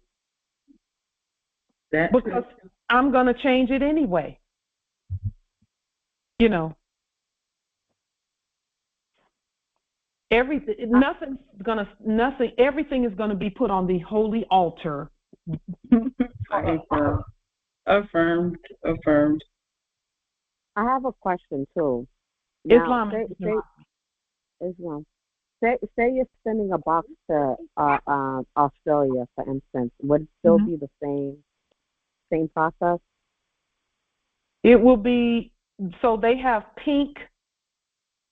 Pink. Not certified, but registered receipts. You would put those on there. And see, I've not sent anything to France, but it was in my knower and in what I'm feeling, I would demonstrate the green slips that our process, our mailing process, because see, for us, France is not even overseas somewhere. It's still domestic for us. Right, that's what I was thinking. It's still domestic. It's just not their domestic. It's our domestic, and so it would still apply. Yeah. And you know, we'll look at that process, Empress. I know one thing, we're not going to pay fiat, because fiat is not even a thing on our land. It's not a thing. So I would do the pink one just to demonstrate the process. I would demonstrate the pink registered mail things, and I just wouldn't go into the retail part of the post office. I would still put it in the box like we do. We put it in our deposit box that doesn't have a person there. Our deposit box, we just go in and deposit it. That's what I would do. I was thinking of just notifying the subject in the office of postal service and just letting them know that of our process and that it's lost. And so, and maybe it's something that we can maybe discuss in Congress, so we can establish it. And well, Empress, let's establish it now. Use the pink. Anybody jacking off for you tonight, Pauline? I'm still not feeling the foreign piece. I'm still not feeling it. I'm still feeling the green and white. You know, we want to honor our your pussy's all wet over this. We will to honor the process and the system, because it's our system. But Stanky Moore's vagina, Stanky Moore's I would say, what is your spirit saying, Empress, about it? Because what is your spirit saying? Is it saying use the pink ones to honor the system, or is it saying that it's, because either one is going to be correct from our perspective, and it'll be just whichever we choose? So my spirit is saying to notify the subject in the office of, I think we should vote on it. And I think that once we vote on it, then it will stand as law. And then sending out notification to the subject of office, letting them know this would be the process, this would be the language that's used. And so I think it's like a sense of formality to the process. Mm-hmm. And I think it will eliminate some confusion as far as if there's. When you say the process, are you saying the pink registered mail slips, or are you saying the green and white certified mail slips? So I think we should have both, right? Okay. I think we should have both. Okay. But I think that's something that, hey, we can talk about it now and see what everyone thinks that, that we should apply, because it is important as we're moving forward. If we're talking, if we are the sovereigns of the earth, right, to have some established process that when folks are coming back to watch these videos, that we did discuss it, and that there's just some type of formality. Speak up just a little bit, Empress.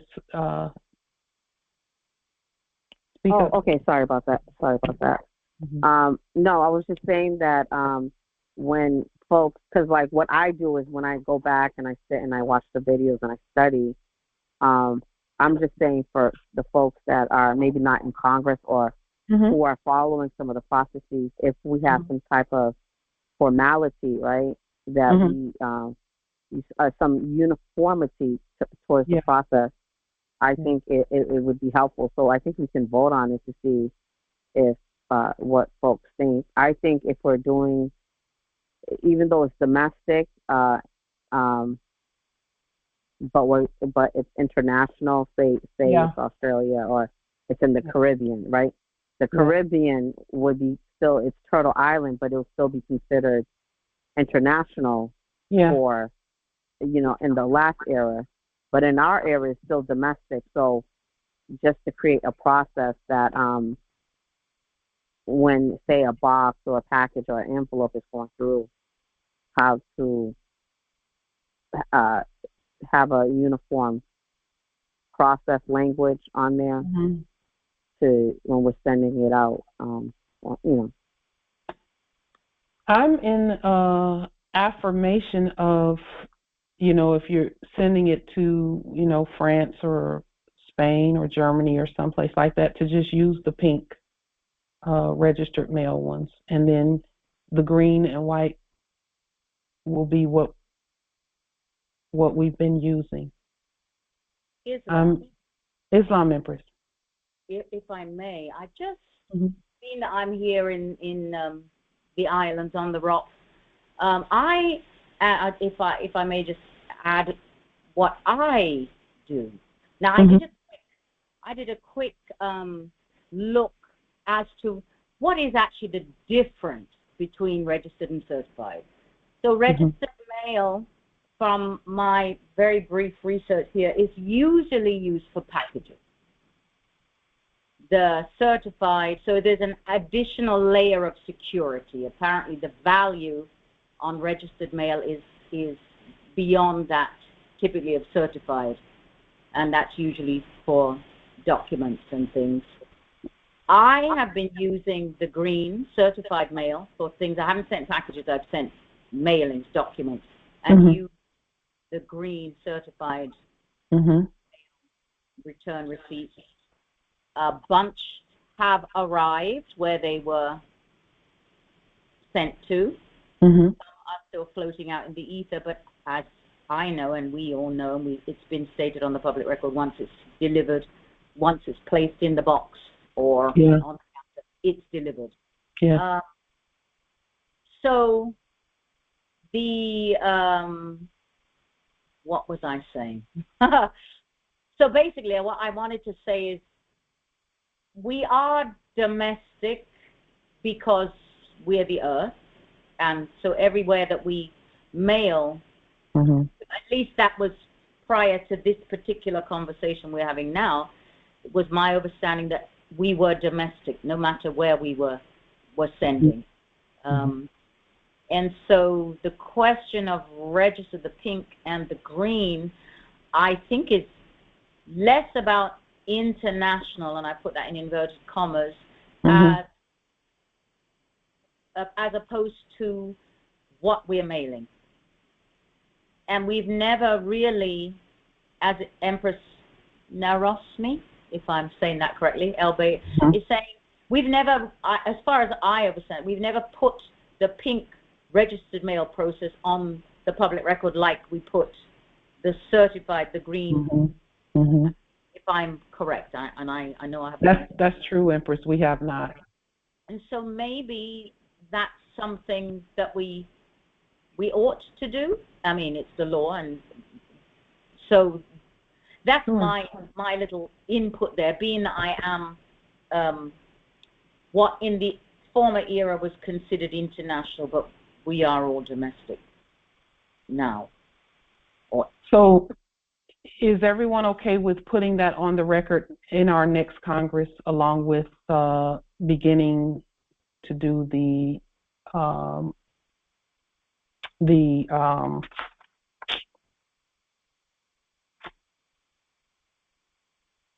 let me go back up to the top of my notes. The Bretton Woods, yes. Yes. So for that, and that will be the agenda for the next meeting. I affirm. I affirm. Yeah, it'll give us time to study. I affirm. Thank you so much, Empress Narosma. Narosmi. It's okay. Thank you. Narosmi. Thank you so much. Because that is a necessity. That's important. That's important. Islam.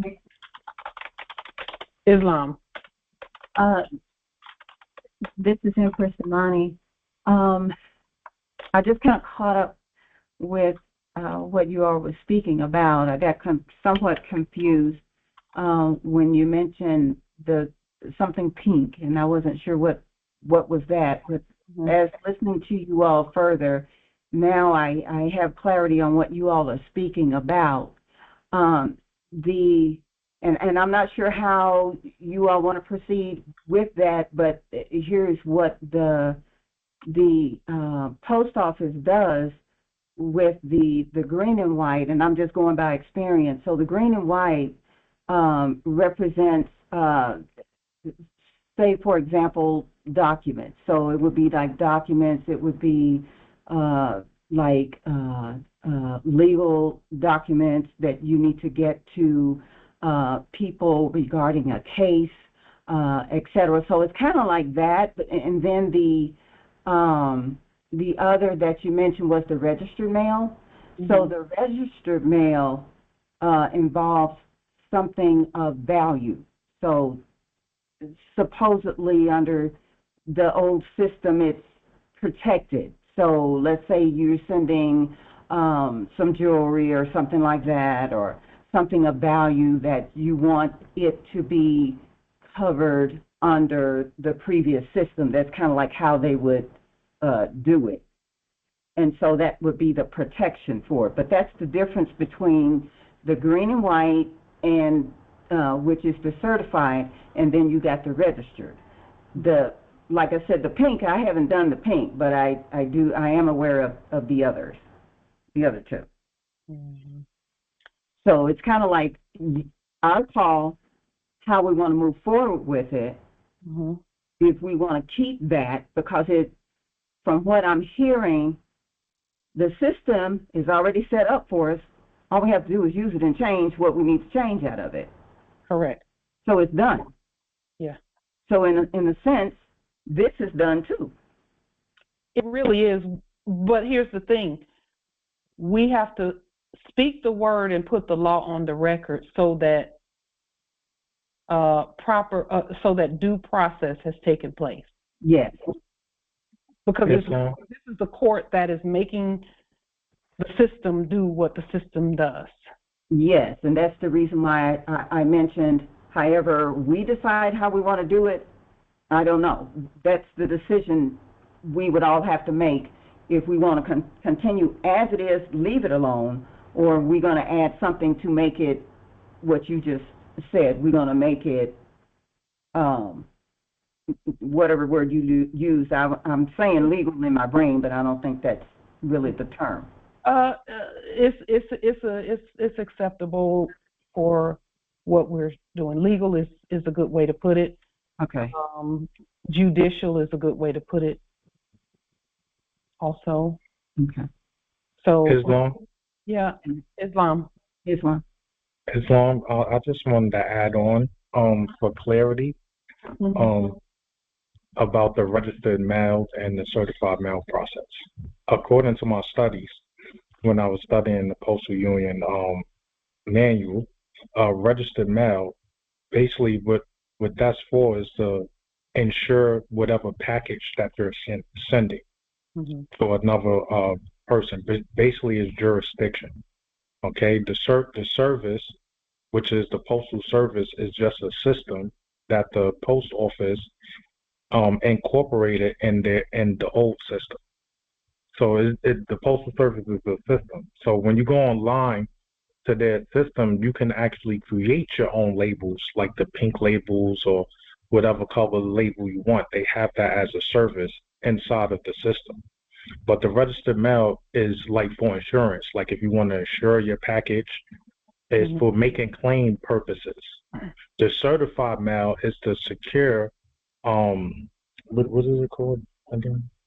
It's called perfections of securities when you're using certified mail. But that's when you're speaking from the bank, and that's in Black Law's dictionary. If you look up perfection of securities, it tells you certified mail is the perfection of securities. The interest. Okay, that's in Black Law's 4th edition dictionary. So when you do registered mail, you got to be careful when you're doing registered mail. Number one, the old system is still using fiat to register the mail. The other empresses stated, we need to restate that part so it can accept, because the postal service, like I said, is just a system. It's just a computer database set up. We just have to speak to it because the system itself has a separate thing that where you can make suggestions for the improvement of the system. Okay, and we learned that when in Fina's class on Saturday, Empress Fina's class. I mean, I learned that because what I seen, it coincided with my studies. So I'm just giving explanation on what I figured out. Basically, Islam. Islam, Empress. I just want to add, in the brief research I did, certified mail was introduced in 1955. I think that was specific, and what the Noble just stated about perfected securities or the bank, jurisdiction and the courts, and 1954 when what's the correct terminology, when the consular courts were enacted closing, or I'm not using the correct terminology, but I'm sure it's all connected. Yeah. I'm sure it's all connected. So I yield. Oh, well, yes, it is absolutely. It is. Everything that we sent was sent judicially. Same thing. It's the same thing that we're talking about right now. Everything that we do is done judicially first. Therefore, there's no taxation on what we do. So when you talk about the registered mailing process and fiat, and that's why this court is so important. When we put the process on the public record, the system will honor it because the system hears the public record. The system hears, yes, our system is a living system. It hears the public record, the things that we put on the public record. The system hears it. And as we stated before, it starts moving things around and adjusting immediately for immediate action in our favor and according to our word. So, yeah, 1954 and 1955. You're right. That's a great. Look at this, Morris. Look at this. I saw something even while looking at what's been placed on the record. What the noble Nathan was saying in a statement of the rule that when two claims exist in perfect condition between two persons. Think about what I'm about to say, because this is huge. So you have your person, right, Morris? And then the system is a person. When in a statement of the rule that when two claims exist in perfect condition between two persons, either may insist on a set-off. This term means that state of a demand when it is of right demandable by its terms. So when we talk about the wholesale fungible property law for commerce, we really could have stated that these are the perfect conditions. Then we get to say, okay, and we've already done that. It's already on the record. But because we are in perfect alignment, no, not we, because our system is in perfect alignment with us, there's no conflict. So we can set off everything out there, which is what we're doing with the wholesale fungible property law for commerce. We're saying that the conditions are perfect, the system is perfect, because we've perfected everything. We have the perfect financial piece, but this is what he was talking about, perfect instrument. An instrument such as a deed or mortgage is said to become perfect when recorded. And then, of course, in parentheses, they put or registered or filed for record, because it then becomes good as to all the world. So, Empress Narazmi, what you stated, whoever was telling you about liens and saying that the liens weren't properly recorded because no one paid the $31 fee, there it is again. It was recorded by us. When we write and speak, that's recording. And it says, or filed for record. And our courts, that's what our courts do. When we're writing documents and affidavits, that's our court speaking. We have a perfected instrument there. It's perfected right then.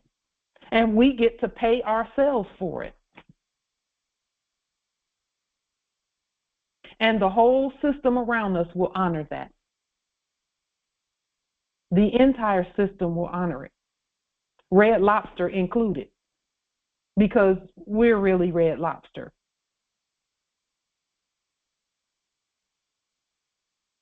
We're the real chiefs for Red Lobster and all other restaurants.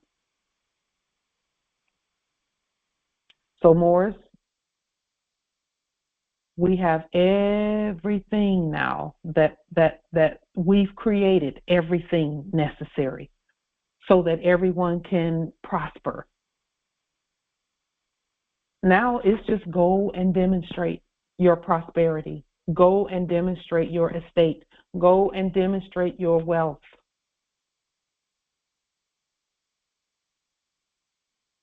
Demonstrate, demonstrate, demonstrate. If there's anything that you feel like you're missing, I can guarantee you that click on any of our previous videos, and whatever it is you feel like you're missing, you're going to hear it. We did not miss anything. We didn't miss anything. We didn't. This Congress did not miss anything. Islam, we affirm. For that, which you just stated about the previous videos, I went ahead and found the one specifically speaking to the post office and that subject. Also, to notify your office that you are in full authority of the postal as a postmaster is also a chess move that is highly suggested that one does when demonstrating, to come from that perspective that you are the postmaster. And that's also what the universal let me just make sure I'm saying it proper. The acronym is UPU, but I don't like that the acronym business. Universal Postal Union. Yes. When you also stand with that knowledge, you know, that office is the first office that dealt with any account, any law, any legal, any authority, any jurisdiction, any, you know, ability to travel from port to port, because it held all ports and all accounts concerning the ports. So that is also a affidavit to put when you do demonstrations. Yes. Empress Narazmi, I believe that was you that was speaking. No, it was another Empress that was speaking about a lease. I believe that was Empress Imani speaking about a lease. You have, when you restate that lease, you have a perfect instrument then. That's a perfect instrument and the perfect condition. You perfect all that has to do with you when you do that. And send the court action language with it. You have a perfect instrument there.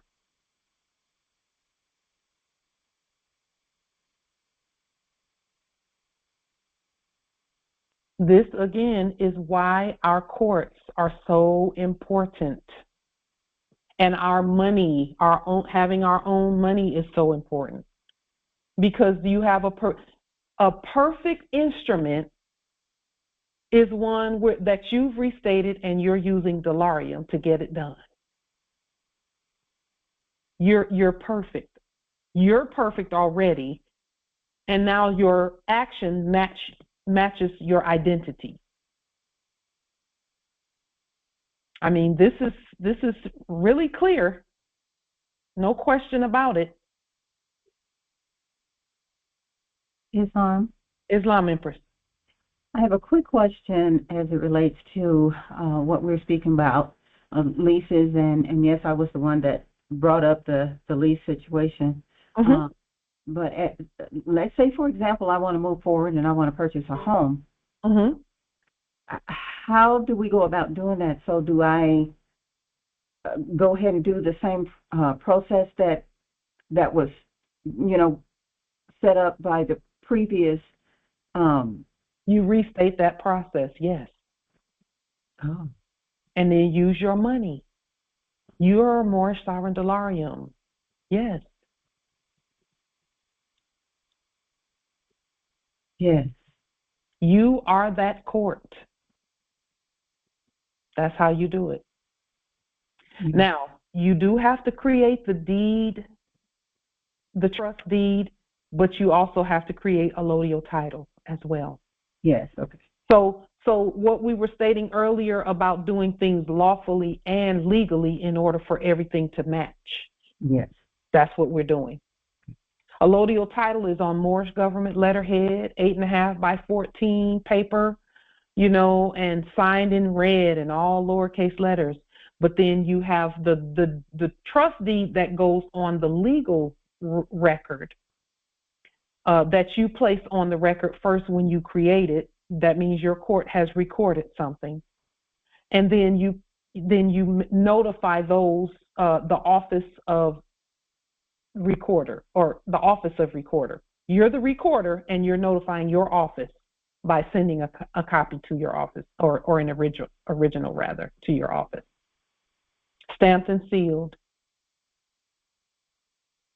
wet ink signature in, and you can autograph the legal one in blue ink, and you would autograph it with the first letter capital, like you would normally sign something. Legal things, legal processes, you sign legal processes. You autograph lawful processes. And all legal processes have a lawful document that goes with them, whether it be fiduciary document, nationality, affidavits or something. But the lawful and the legal go together. And then it's done. Okay, I have another question, and this one is going back to the lease. So, going through that process and setting it up as you recommended. So now I'm going to give them the larium. You're not giving it to them. You're honoring the system. The system says, what is the value of this? What's the market value of this? Okay, you give that amount to because of the contract. There's see, that's what I'm saying. You're writing your own lease, essentially. Yes. Okay. And then you don't have to reinvent the wheel. Just look at what's there and correct the things that need to be corrected. Then print it out on 8.5 by 14 paper. Mm-hmm. Autograph it in red. Let me think about that. The lien and the levy and the bond is done. The lien is done in red. The lease you're going to do you're going to autograph in blue because it's a legal document. And then the lawful documents are done in red in all lowercase letters. So then how do they get paid if I'm not going to give them the delarium? If you're not going to give them the delarium, then you're going to give them gold and silver. And I'm asking for clarity. So you write into the lease how the payment is going to be made. That's why I'm saying take the lease, scan it in, and then start changing and changing things according to the law. Because the law says that gold and silver or in tender of payment. And we tender in Moorish sovereign delarium because it's worth more than gold and silver because it's got our energy on it. So is the delarium attached to the lease? I would attach it. Oh, okay. With a gem clip. We don't want to staple it. We just do it with a gem clip. Right. I think I misunderstood. Not misunderstood, but I think I may have heard you incorrectly earlier. Mm-hmm. So yeah, I got it now. Great. Yes. And here's the thing. Listen to your spirit again as you're demonstrating this because it must be demonstrated. That's the thing. Some people get a little scared or a little nervous when it comes to the domicile demonstration, not realizing that they're going to have to do it at some point anyway, no matter where they live. Right. Yeah. No matter where they domicile, they're going to have to do that demonstration. Might as well do it when you're not under any pressure. That's correct. Or perceived pressure. Exactly. Do it now. Just do it. Do it. Thank you so much. Islam. You're welcome. Islam. And thank you because you're really doing the demonstration, And that's more important than anything is that we're all demonstrating together our system. Can I share? Sure, Empress. We love sharing. We love to hear that. I'm going to share something. I'm going to try to make it real short because it can be a long story. Okay. But I'm going to try and make this real short. But it was several years ago. This is when my children were very young. Mm-hmm. And this is when they were just becoming teenagers, and you know how teenagers get their own vehicles, right? Yes. So they had their own vehicles, but I'm driving one of them. I'm driving one of their vehicles, and it's late at night. And at that time, I think I was trying to get signatures. I think it was for Bill Clinton, somebody. Anyway. Mm-hmm. So, and I was noticed that I was being tracked mm-hmm. on my way home. And I said, wait a minute, why am I being followed? And so I said, okay, am I really being followed? I said, let's see. I'm going to make a left turn right here and see if they make a left. And they did. And I said, okay, make another left, and they did. So when I got back out to the main road, they finally stopped me. And I intimidated them, not realizing I was actually practicing the system, or wouldn't say, well, our system. I was actually practicing our system, not really knowing that that's what I was doing. They got intimidated because I said, who are you, what's your name, and what's your badge? Why are you stopping me? Because I done nothing wrong. I wasn't even speeding. You went by the type of vehicle it was. They got so scared, they gave me their badge and their name, and they apologized to me and let me go. And it's a system, Empress. It's a system. Exactly. And then on one more, on a separate occasion, my son was working, and he informed me that he was having some issues with his check. They wouldn't pay him. I went up there. They got scared, and they said they were going to call the police. And I said, call the police? I said, I'm the police. Ooh. They got scared, and they were so nervous. And I said, I will fire all of you in here. And meant it. And I meant it. And I said, you need to get my people back their jobs and get them their checks. So this is just absolutely hilarious to me, because now I'm seeing what and I'm like, yes. So now I got it. Yes. I see what's happening. The system is already set. It's set up. All we have to do is work it now. That's it. Just work it. Speak. Yes. Speak. That's it. And one last one, just recently, I did a legal document for, for the elderly when you want to take care of them. My mind's racing. Mm-hmm. But anyway, I wrote that document for my mom and dad. And I did my research, and I followed the system that they have set up. And I said, okay, but I'm going to put in here what I want. And I said, okay, now if it kicks it out, then I know it's unacceptable.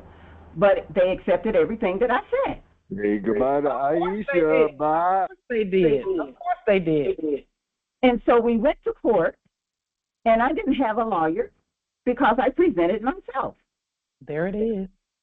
So I did these demonstrations. I did it.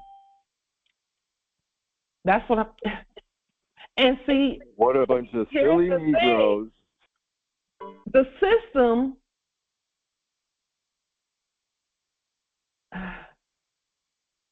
Empress, you knew... They probably was like, if she's doing all this now, wait till she find out who she is. Silly Negroes in fantasy. Wait till she finds out who she really is. Oh, and you know, when you were saying, remember we talked about the appellation, right? And I was like, okay, I got to change my name, you know, or whatever, however I'm going to do my name. And then you were telling me about the... Aisha's getting evicted.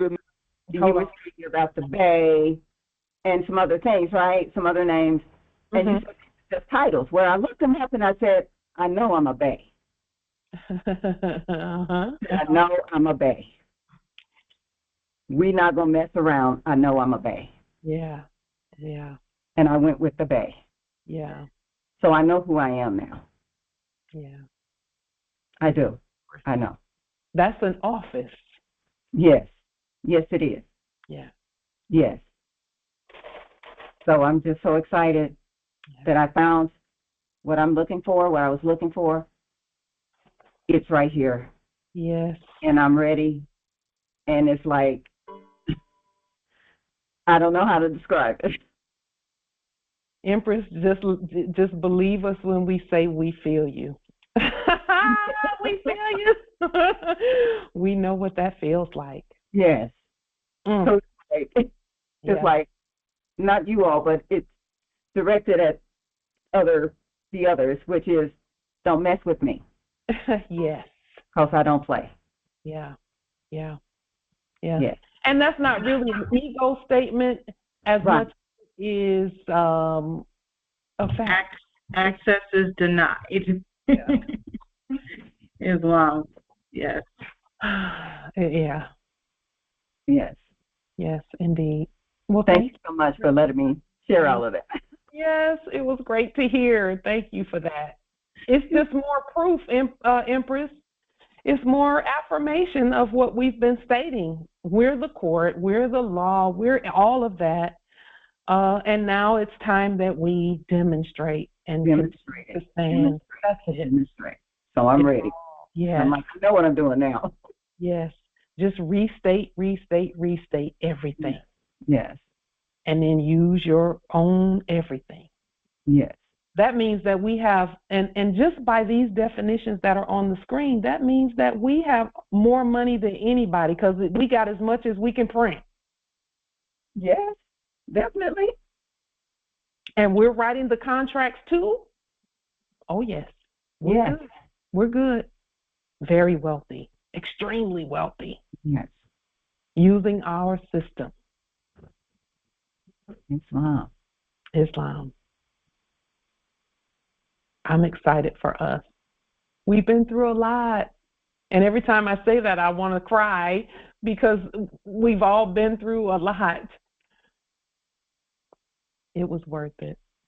It was worth it. And let me tell you, that is going to get so much better because we are actually going to see each other face to face very soon. And I'm excited about that. Very excited about that. And that's going to be ongoing. It's going to be continuous that we see each other all the time. So let's keep going. Let's keep going. Let's keep going.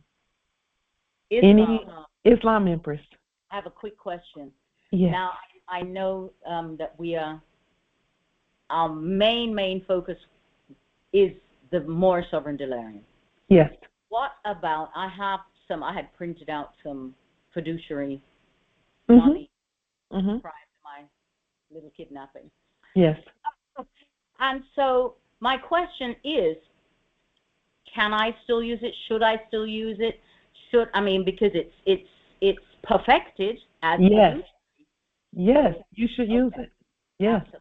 All right, wonderful. Because remember, Empress, we stated that we voted on them, we put it on the public record.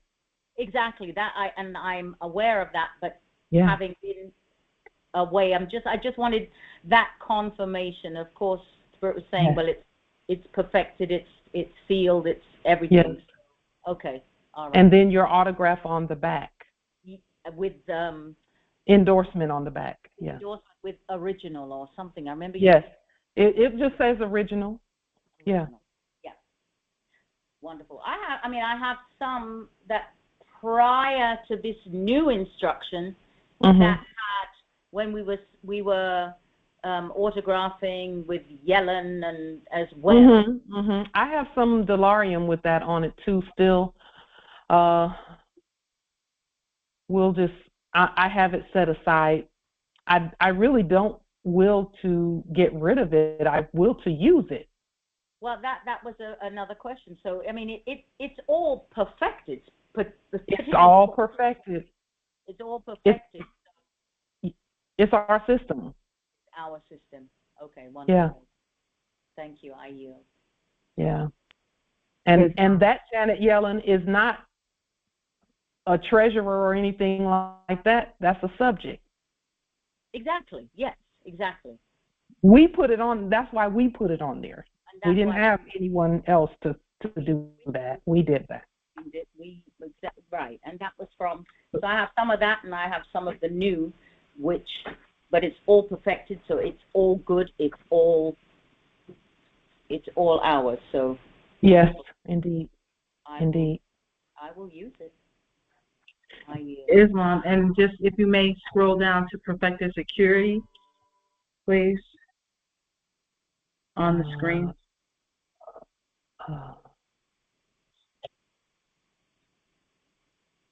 It's not in there. It's not in there. Oh, Justice Nate, which version did you see it in? First, second? It's the one from Tajiri's. Oh, from Grand Sheets last drive. So it's in another. I think it's the first edition. And it might be in here somewhere, but not on this page. Security. Securities, maybe. Yeah, it might be under security. That's what I was gonna say. It might be there. Let's go look. First, let me make this a little smaller. S, security.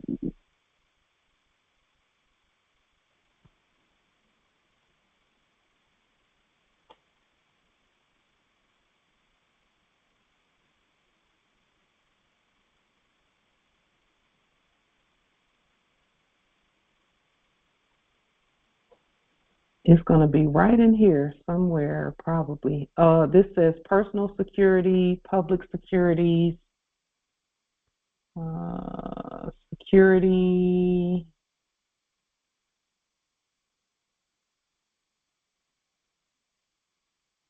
Let's see. Real security, security for good, treasury securities.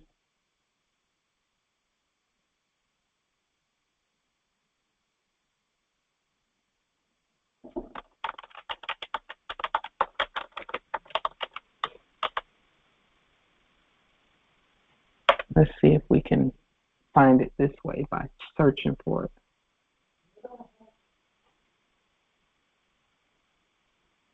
It's not in here that way.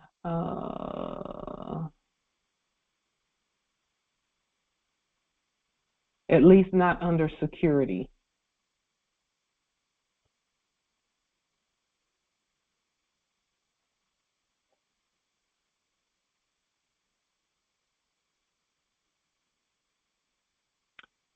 But look here at secure. One secures his creditor by giving him a lien, mortgage, pledge, or other security to be used in case the debtor fails to make payment. We had to lien. The lien is security, it's insurance, it's indemnification.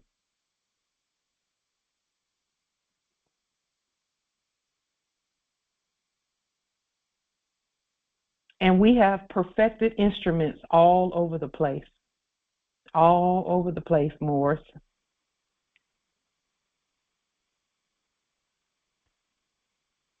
Justice Harrell said, in the enacted Tennessee Code, a perfected security instrument resolved to treaty. Resolved to treaty. Treaty is agreement. It's a contract. And that's why they were only done between nations, between Islam. Are there any other questions, comments, wisdom from this amazing and awesome Congress? Yes. Islam. I just wanted to clarify, and I wanted it on the record. What I did was I filed for guardianship for both my parents.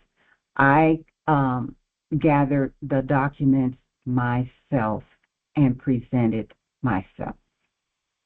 So I just wanted it for the record. It's a guardianship.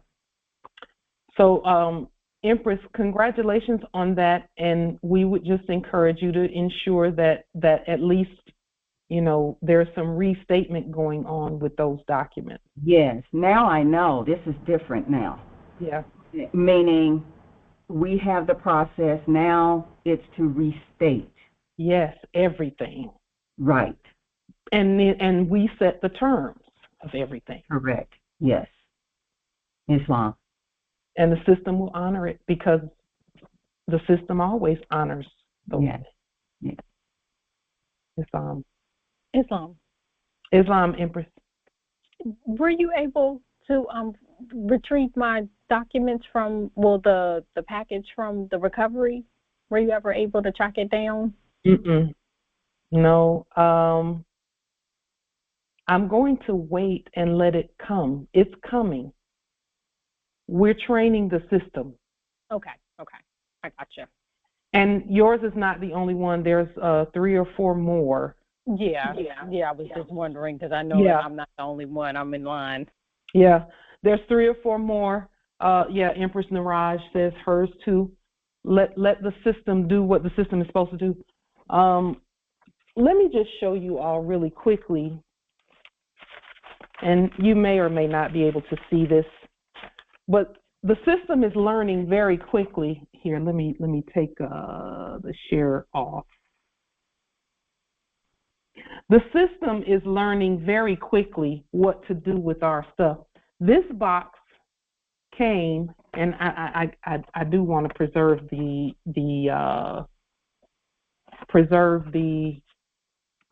name of the one who sent it, or the appellation rather. They were trying to say that postage was due from the one who sent this to us. But the system said, no, send it through. So it got here without postage, without their postage. It has our stamp on it. He has to get the updated stamp and our autograph. So they couldn't do anything but send it, even though someone was trying to say it needed postage.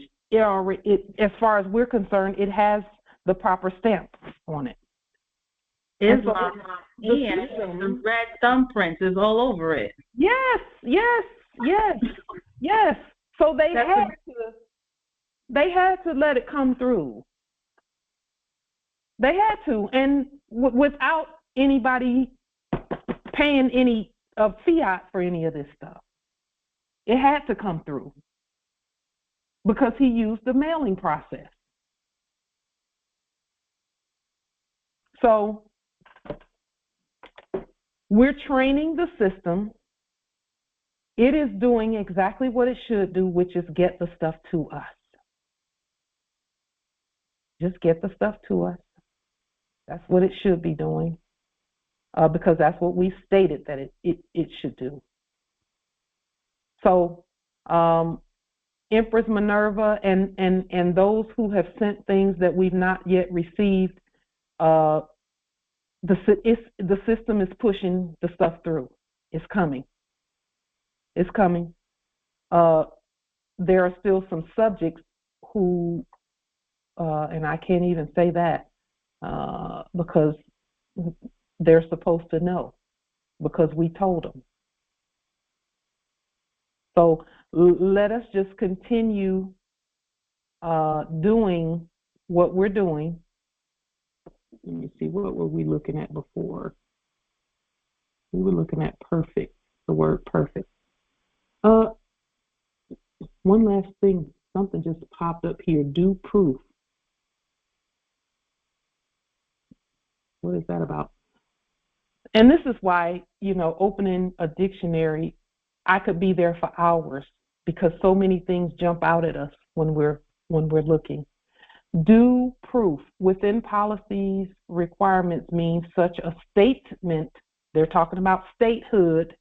Anytime you see the word statement or statehood, it's talking about your estate of facts reasonably verified as if established in court would prima facie require payment of the claim, and does not mean some particular form of proof which the insurer arbitrarily demands. Again, talking about court and talking about statement of facts, courts, and proof. In other words, we've already provided due proof for everything, sufficient evidence to support and produce a conclusion, adequate evidence. We've already done all of that as far as our wealth, who we are, our money, and all, and our ability to govern. We've done all. We pronounce ourselves the victors, the winners. So with that being stated, if there be nothing further from this Congress at this moment, which there's always things coming from the Congress, we will meet again.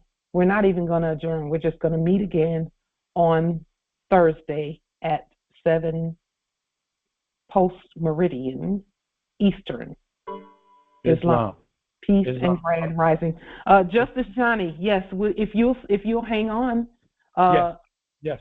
Or better yet, let us adjourn, and then you come back on immediately. I will to stop the recording, and we'll adjourn, and then come back, please. Islam. Peace and grand rising to the sovereign, original, indigenous, natural, divine Islam. Islam, peace and grand rising. Many in body, one in mind. Islam, peace and grand rising. Great prophecy. Islam. Birthday. You said 7 p.m. on Thursday? Thursday, 7 p.m. Eastern. Okay. Islam. Islam.